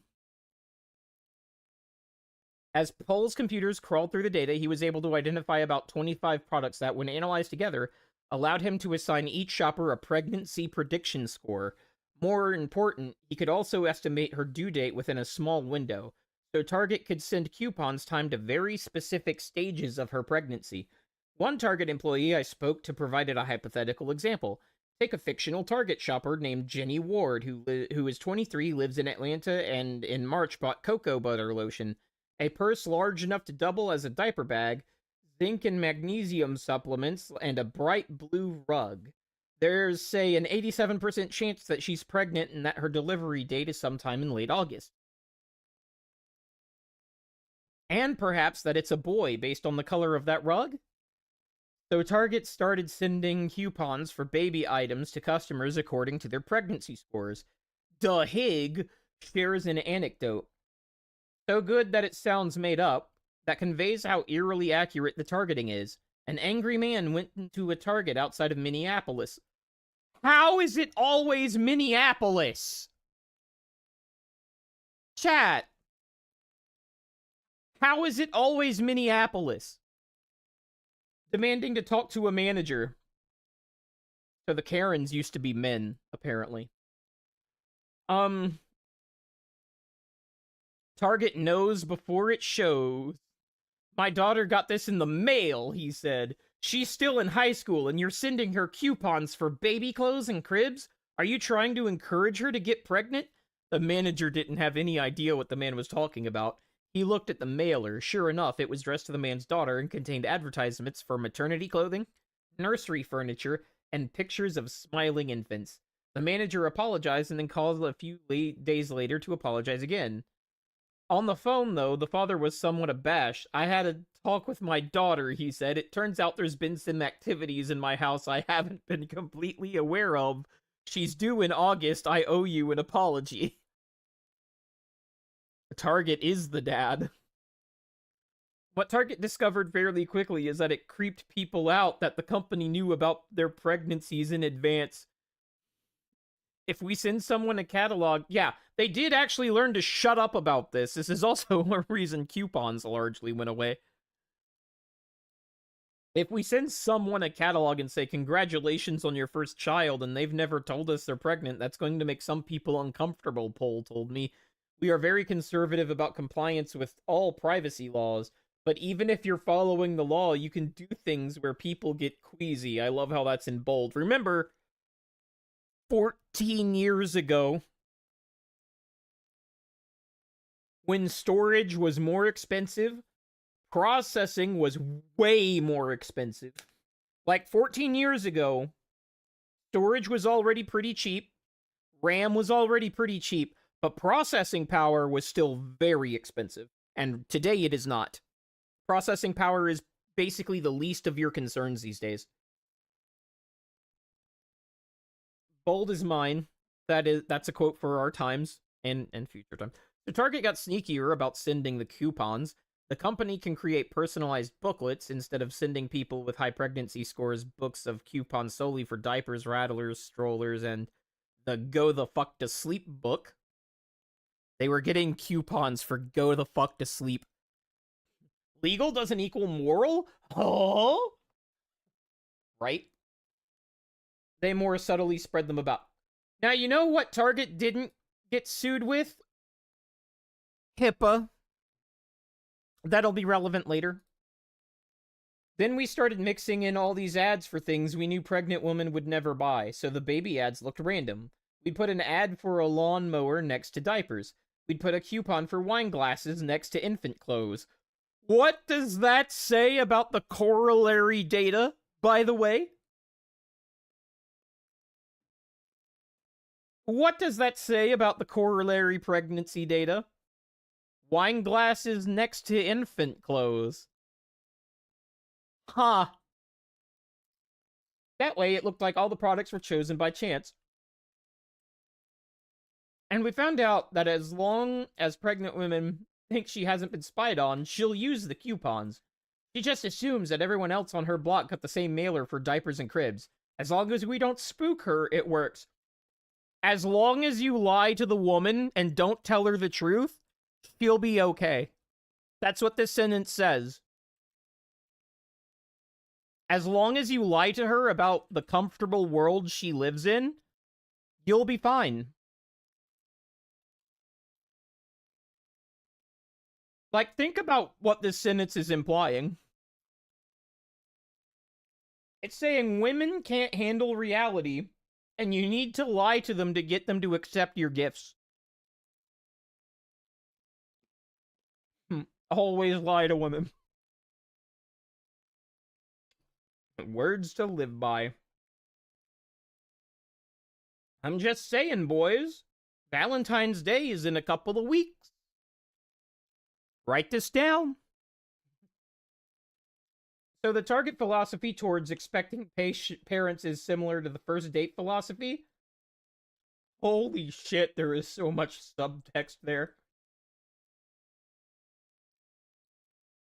Even if you fully stalked the person on Facebook and Google beforehand, pretend like you know less than you do so as not to creep the person out.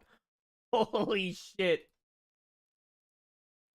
In waifu's defense, I thought it was funny. Does your wife know?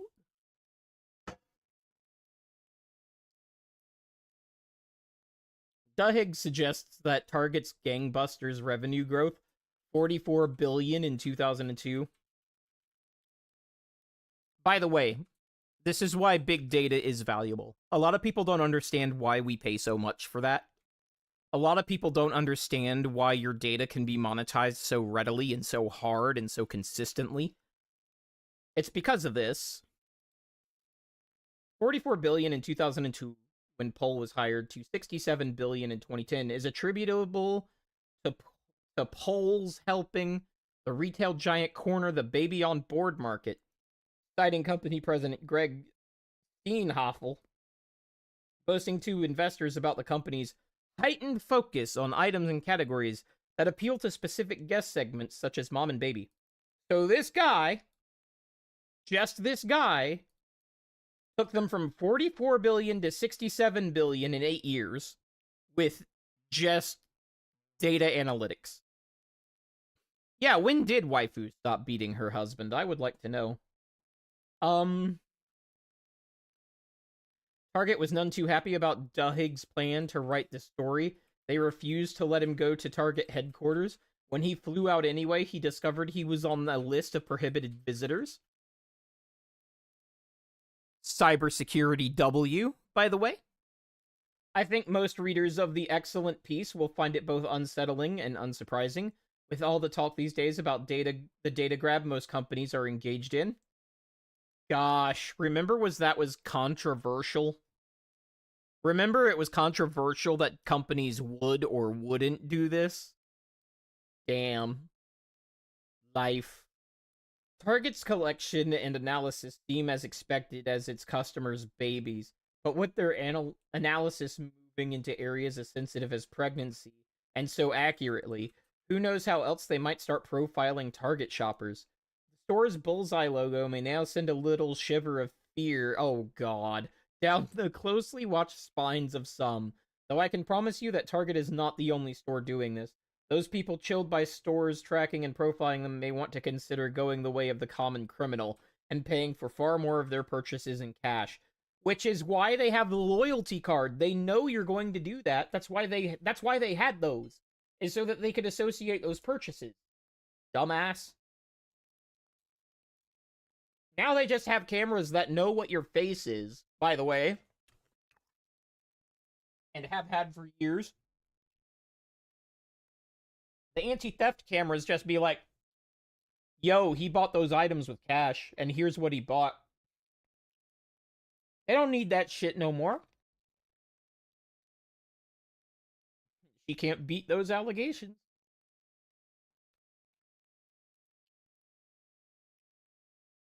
This is why I call privacy an illusion, by the way. Oh boy, you bought a Graphene OS phone. Lottie dot. Did you go to a Walmart ever in the last year? Were you in public at all?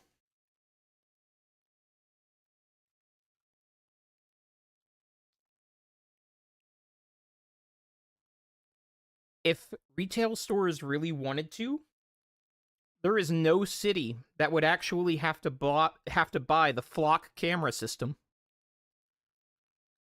Because if retail stores just also gave a copy of their camera feeds to the police, it would be effectively the same thing.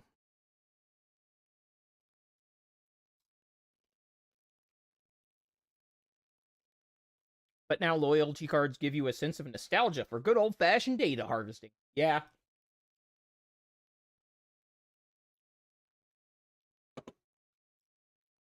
But you have to understand,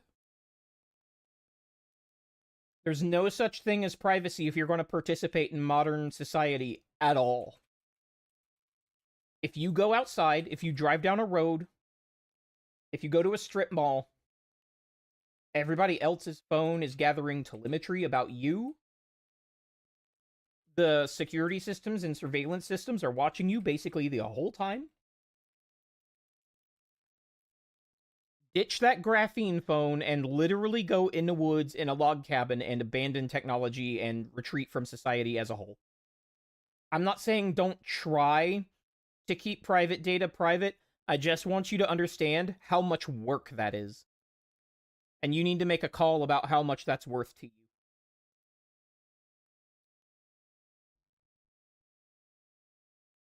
That's why I'm pretty loosey-goosey about it, honestly. There's like two kinds of security professionals in this world, and one of them is the Graphene OS, Kali Linux, I think I'm private people. And then there's people like me that are like, wow, that's a useless waste of time. I'm just going to participate in society. Thanks. And I understand the cost of doing that. Anyway, back to Twitter. Awareness. Just because something is public doesn't mean it's fair game. Yes, it does. There are very few instances where that is not true. Yes, I even went to check out the rules that they have on that site. You know, on that site, they have rules about issuing a takedown for your information if you want. This is where ego gets, like, really schizo. What do you mean, car insurance app? How do you feel about the car insurance apps that read your phone sensors to monitor your driving? I feel like if you want the so-called discount to your rates, that you're not giving them data that they don't already have.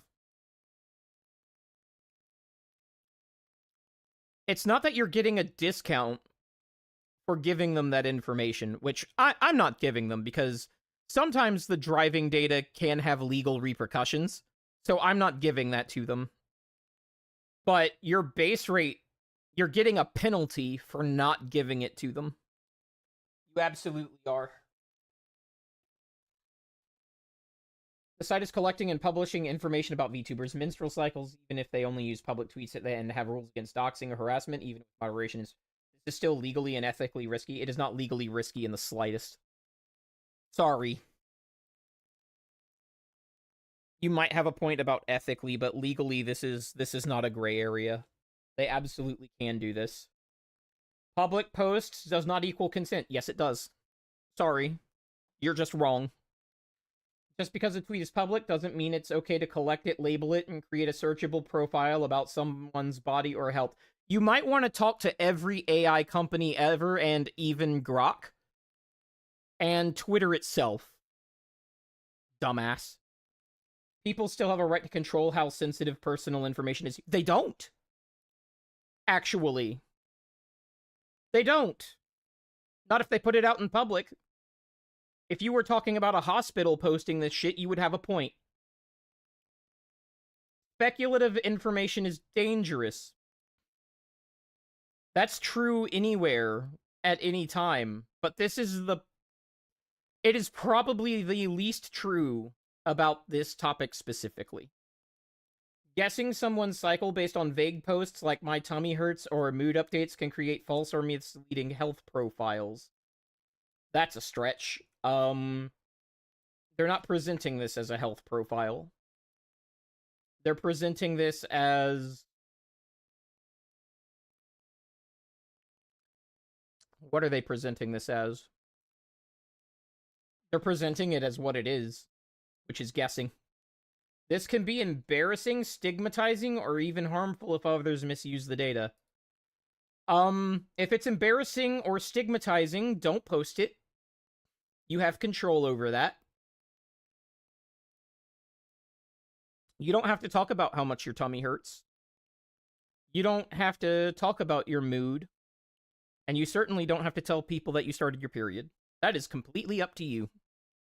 So if these things are true, what do you have control over, and what do you not have control over? Well, you have control over whether or not you shared it. You don't have control over what the internet does with it afterwards. So, right or wrong, that means you're the one responsible for whether or not that information exists on the internet. Or even harmful if others misuse it. They keep going back to this victim shit. When your period is cannot be used to harm you. Sensitive health data matters. Yes, it does. But this is not sensitive health data. And if it matters so much, don't put it on the internet yourself. Menstrual information is considered highly sensitive. No, it isn't. It's considered protected health information if you are a health provider. It is HIPAA data if you are a covered entity, which are health providers and tertiary companies that relate to being a health provider. This is considered sensitive information if you collected it as part of business proceedings. It is not sensitive information if you put it out in public on your own. And even inferred data can fall under privacy protections in different states or countries. No, actually. Inferred data can never do that. You can harden your databases against data inferences, and security professionals are taught to do so. But it is not illegal to infer data as a member of the public from anything that is posted in public. That's not illegal anywhere in any state. I can't speak to other countries, but that's not illegal in any state. Republishing or aggregating it without consent can be seen as an invasion of privacy. You're right, it can be seen as an invasion of privacy, but not in the legal sense. Moderation rules don't remove legal risk. That is true, but there's not any legal risk here. But that is true. Having moderation rules does not remove legal risk, unless the legal risk is directly addressed by moderation rules. Like if the legal statute has moderation as a factor that can generate compliance with the legal rule, then yes, it can actually remove the legal risk in those situations. But that's not what we're talking about. Rules about downvoting bad evidence and or not doxing may reduce some harms, but they don't make it automatically legal to track or publicly publish somebody's menstrual cycle. They do if you provided the information in public. Downvoting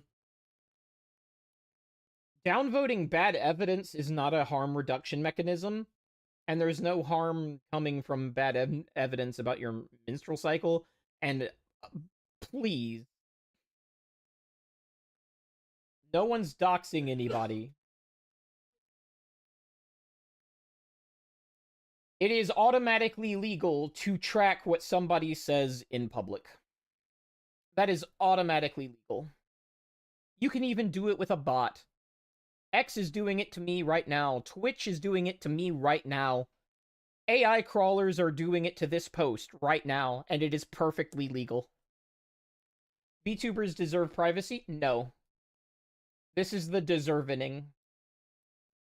This is the deserving. I don't know if you're familiar with HOMAF, but this is part of the deserving. You deserve privacy in situations where it is owed to you. Publicly publishing information that somebody else reads is not something that is private. You cannot deserve privacy from things you have said in public.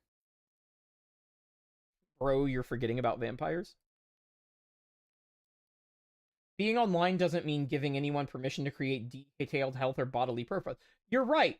You're right, it doesn't. But putting your health or bodily profile out on the internet does. Ethical, like, this person is just conflating everything. Ethical online behavior means respecting boundaries, consent, and privacy. Right, but you're not legally required to be ethical or moral. This is a true statement, but it has nothing to do with what we're talking about. Bottom line is that tracking, inferring, or publishing somebody's menstrual cycle, even with rules in place, is invasive. It is if that's not publicly published information, but all the information we're talking about is. Public information does not equal permission. It does, actually. In fact, the only people who cannot use public information as permission are covered entities under HIPAA, which is why I think this person misread HIPAA. They think they understand it, but they don't. HIPAA only covers qualified entities. That's hospitals, medical businesses, and the businesses that work with those medical businesses as a primary function of their business. If I say what my period is in public, my GYN and my primary care physician and the companies that they work for cannot confirm that for somebody. That is true, but HIPAA does not cover people that are talking about stuff that you posted online. Think twice before contributing to or using these kinds of databases. Whatever. I think it's creepy, but nothing you said changes anything. Be a decent fucking human being and respect privacy and boundaries online or off. I would agree with that. This post means if this this isn't a lady. If this post means I'm a performative male, then I will proudly hold that label. Well, you better hold that label, buddy, because that's what you're doing.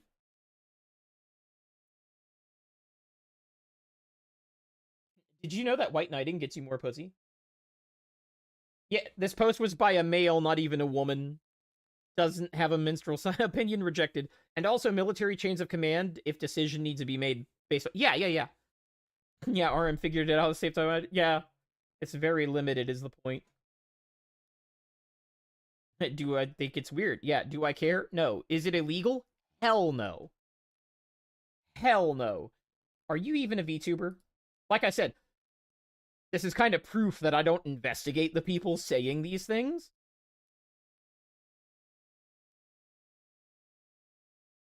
Alright, they do have a Twitch channel. Design ref sheet. Okay, so they actually do stream. W. Not a V-tweeter. But yeah, you're being a performative male right now. You don't know what the fuck you're talking about. So performative, we thought he is a girl? Yes. Yes. No, this person looks like they're not a PNG. Not that I distinguish between PNG and VTuber. Like, if you have an avatar that is, like, by definition VTubing. Like, what I'm doing right now is VTubing, even though it's a joke. Gatekeepers will rightly say that there is a distinction between what I'm doing and jumping into the kayfabe. Absolutely, that's true. But this is technically VTubing. Well, I hope you proudly hold the 96 bookmarks, including mine. Yeah, this is performative as fuck, dude, and you know it. That's why you hedged that. That's why you hedged it. Does anyone know how to take down a site asking for a friend? Staying in Minecraft and asking from a friend or asking for a friend actually doesn't absolve you in court. And this is actually a legal gray area, especially if you act on it, because it did go down shortly after this. So I'd be careful, friend. This is legally a gray area, and you shouldn't be asking in public how to take down a site, because if the site then subsequently goes down, you can create an actionable opportunity for being investigated. I don't think you will be, but this is stupid.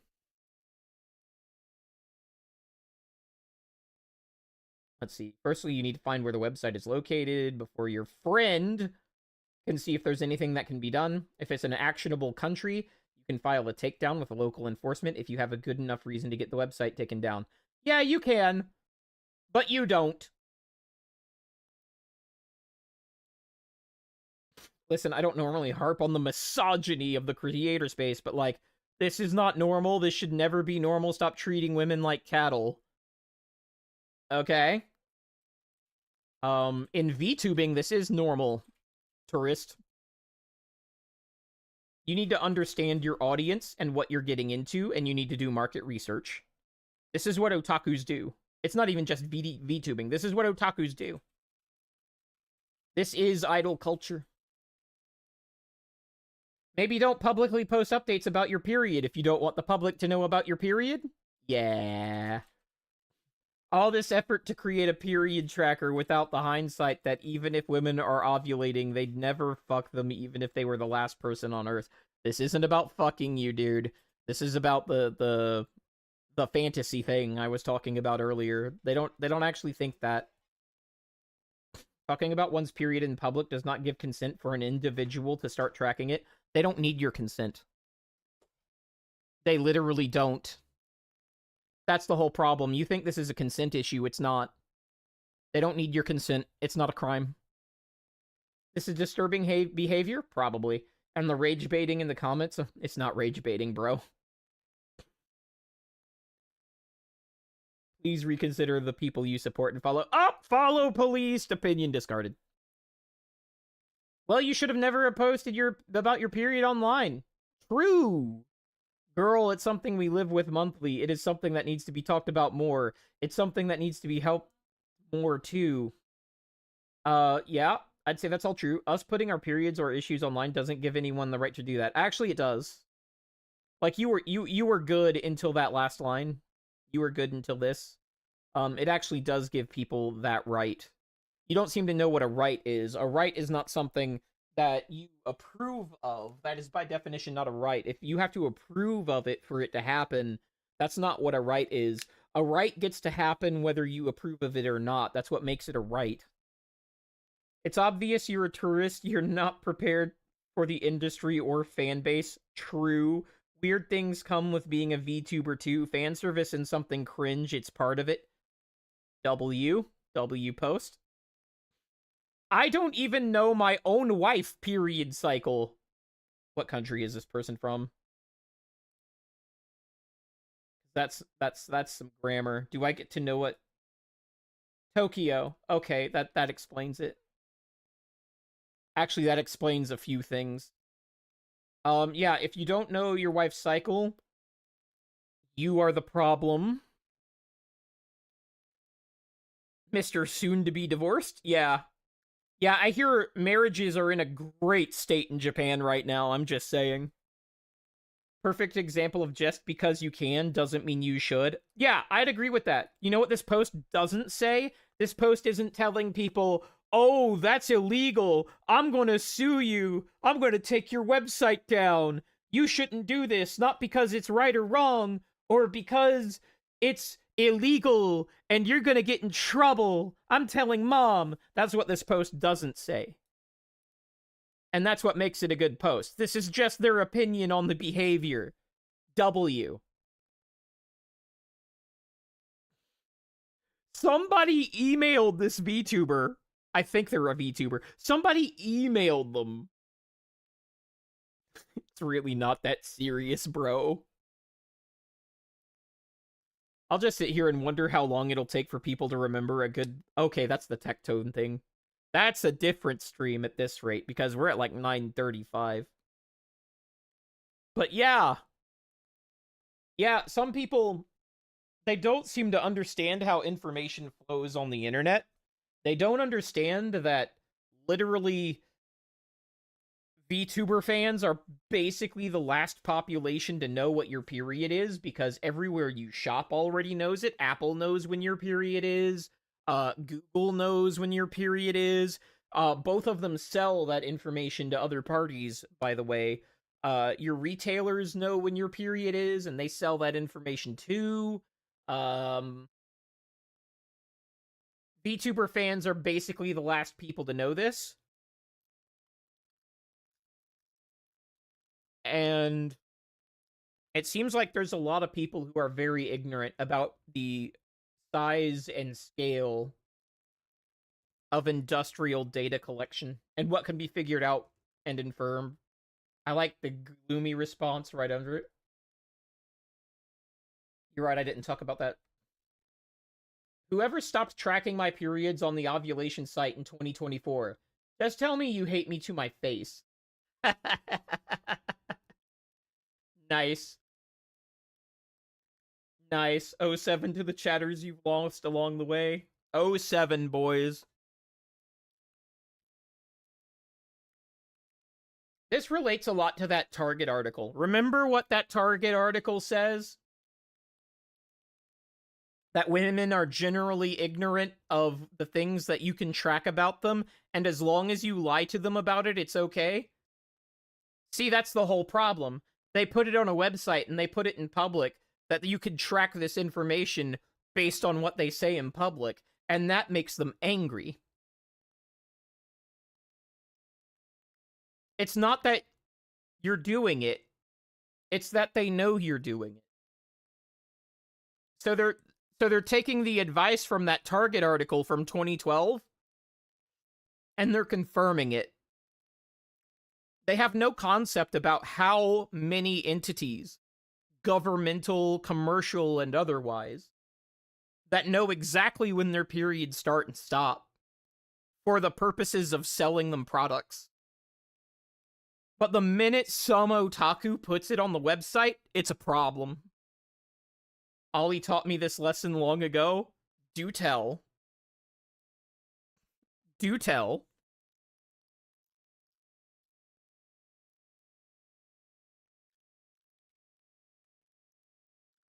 Spill the tea, bud.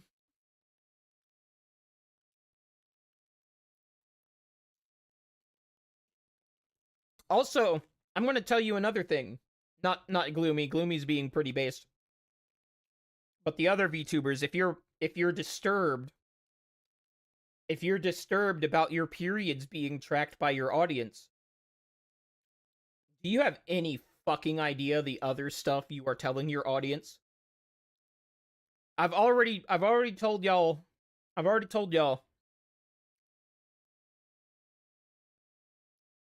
You don't not have stalkers because your audience doesn't know where you are. You don't have stalkers because your audience is good people. The stalkers are the exception. Your audience knows where you live. Your audience knows where you shop. They know about your relationships. They might know your real name.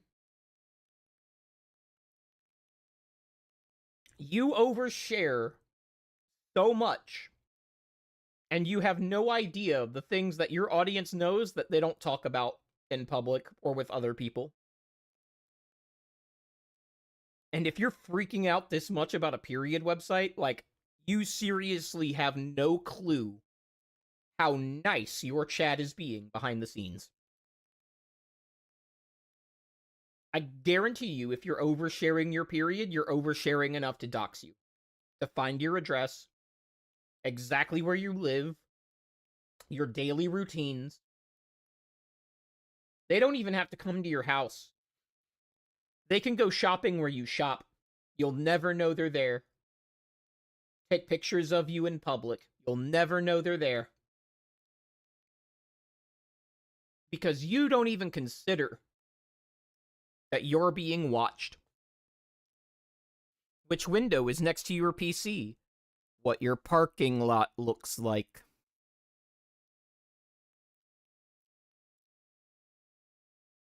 What car that dude drives that makes the vroom sound in the background.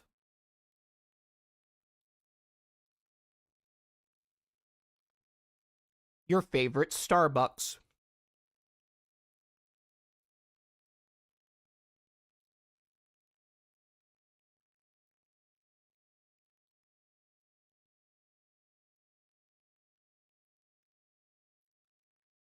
Stop being mad. Use this as a wake-up call. If you care about this, go through your VODs and evaluate what you're telling people. And stop doing it. Because you're being... The only thing dangerous about this is how ignorant you are being to yourself. And to your situation. That's what's dangerous about this, is that you, not you, Gloomy, these other people,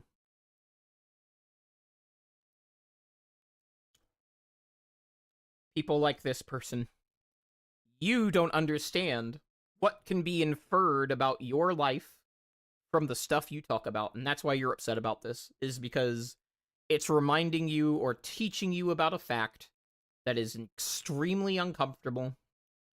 And rather than accepting that, you'd rather argue with reality. Well, you can't argue with reality. I mean, you can, but you're wasting your time, because reality will always assert itself.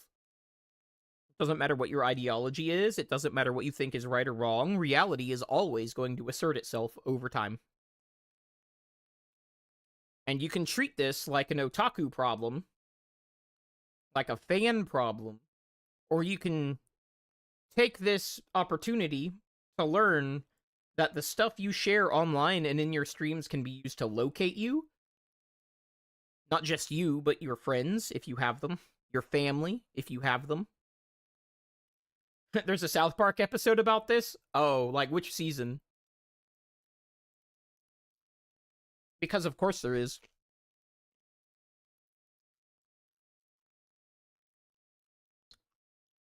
Applies to EU VTubers too, talking about tax rates, currency, bike paths, and stuff, can pinpoint which country and maybe even town or village or park. Or the specific park.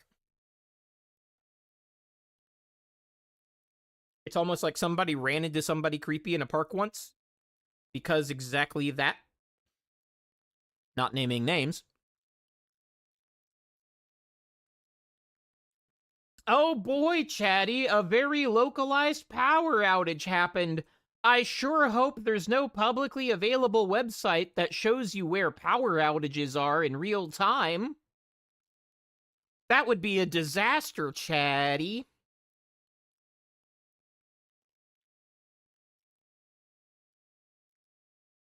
Season 19, way after I stopped watching.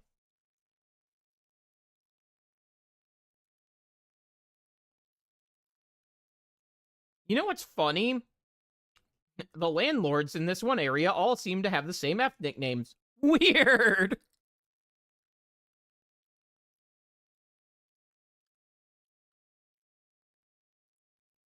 You know who has a really, really good and really, really public website about where there are power outages? The Netherlands. Arg, I couldn't sleep because of the localized public alert at a conspicuous time. Yeah.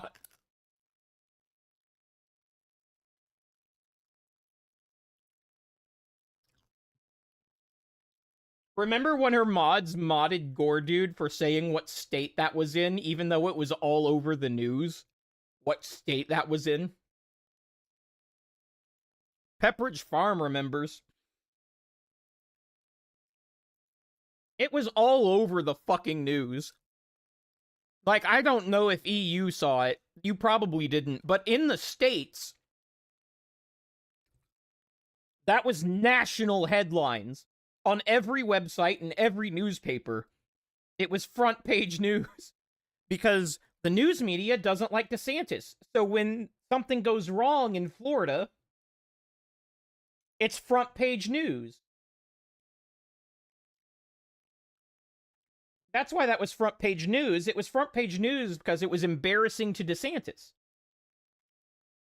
So it was wall to wall, every paper, every cable news channel.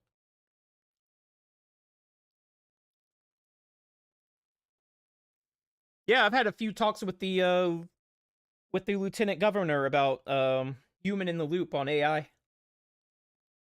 He's very about that. He's also missing a leg.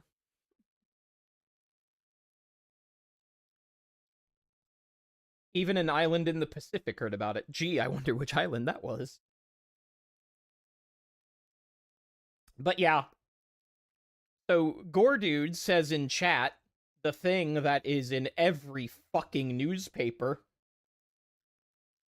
I am getting alerts. I hope someone's not mad at me. So he only has 2 legs now.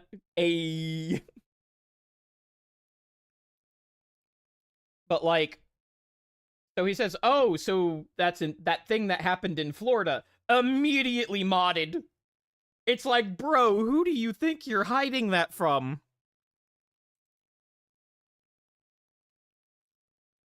Who do you think you're hiding that from?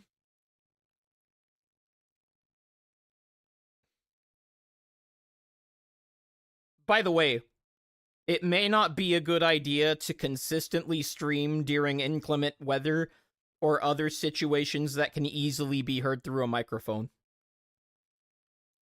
That can pinpoint you real quick over time.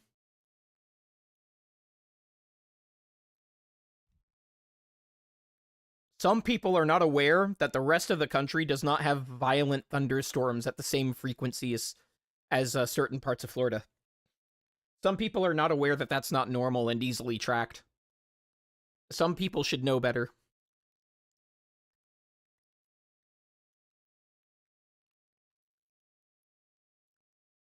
Did you know that there's a publicly accessible network of lightning strike detectors that report in real time? You mean weather patterns are localized and there's dozens of accurate maps online at all times? Crazy. Don't tell them what the METAR network is. Don't tell them what the METAR network is. Guys, that's called OSINT, by the way. That whole process, open source intelligence, using publicly available information to arrive at intelligence conclusions. The METAR network, OSINT. Air traffic data, OSINT. Your time zone, OSINT. What you post online, OSINT. And people just don't understand how good that is right now. Like, if you want to dig yourself down a despair rabbit hole, Google the OSINT framework. It's crazy. Anyway, it's almost 10 o'clock now. There's an ad coming up soon that I don't intend on running. So you guys have a good night, have a good weekend, and we will pick up on this next week. Because there's still stuff to talk about. Let's see. What did I not get to today? What did I not get to today? I almost hit stop streaming again instead of transition. Next stream, doxing a viewer live on stream with OSINT. You know, that's what makes OSINT so hard to talk about. I've gotten more comfortable talking about it over time. But, like, there are some people who would do bad stuff if they were not ignorant to the methods by which they could easily do it. And I do want to talk about security, but I also don't want to teach those people how to be dirtbags. Next week might have the whole Baldy files dropped. Yeah, I do want to talk about the Baldy files. I do. So, like, yeah, I do want to talk about OSINT, but, like, the more I talk about it, eh, we'll call my reluctance a desire for harm reduction, is what we'll call that. So, what did I miss? What did I miss? Oh! The statistics of having people in your audience from your area. Okay, we back for a second. We back for a second. If I live in a town of 180k people and I have 100,000 followers, do you know what the chances of 0 of those followers being from my area is on Twitch?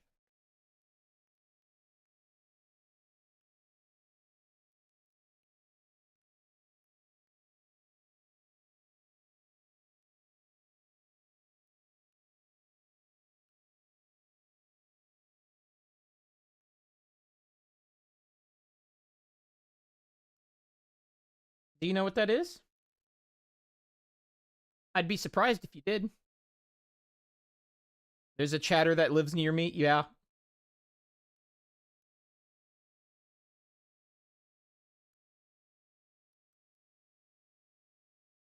That is the chance if I have 100k followers.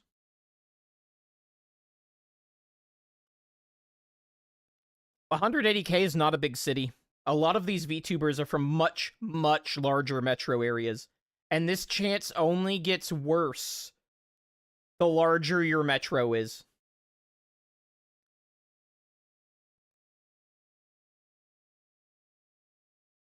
On Twitch, if you're from a population of 180k and you have 100,000 followers, the average number of people from your hometown, if that's the hometown, you got to calculate it for your hometown or where you're currently at. That's why I can't do this calculation for you.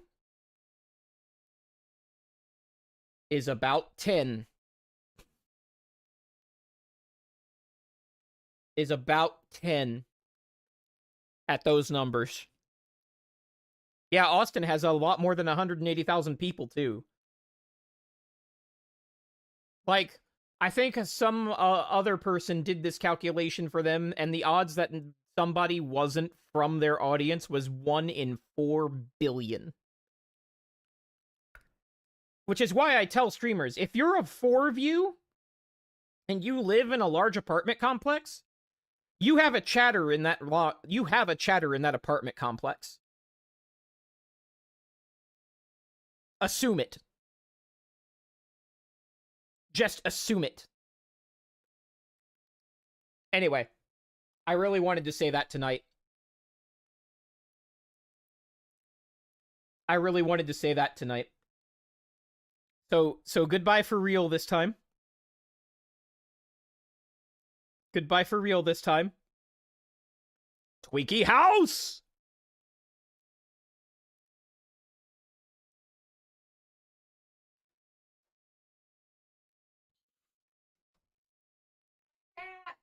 I'm a shark. I'm a shark. Suck my dick. I'm a shark!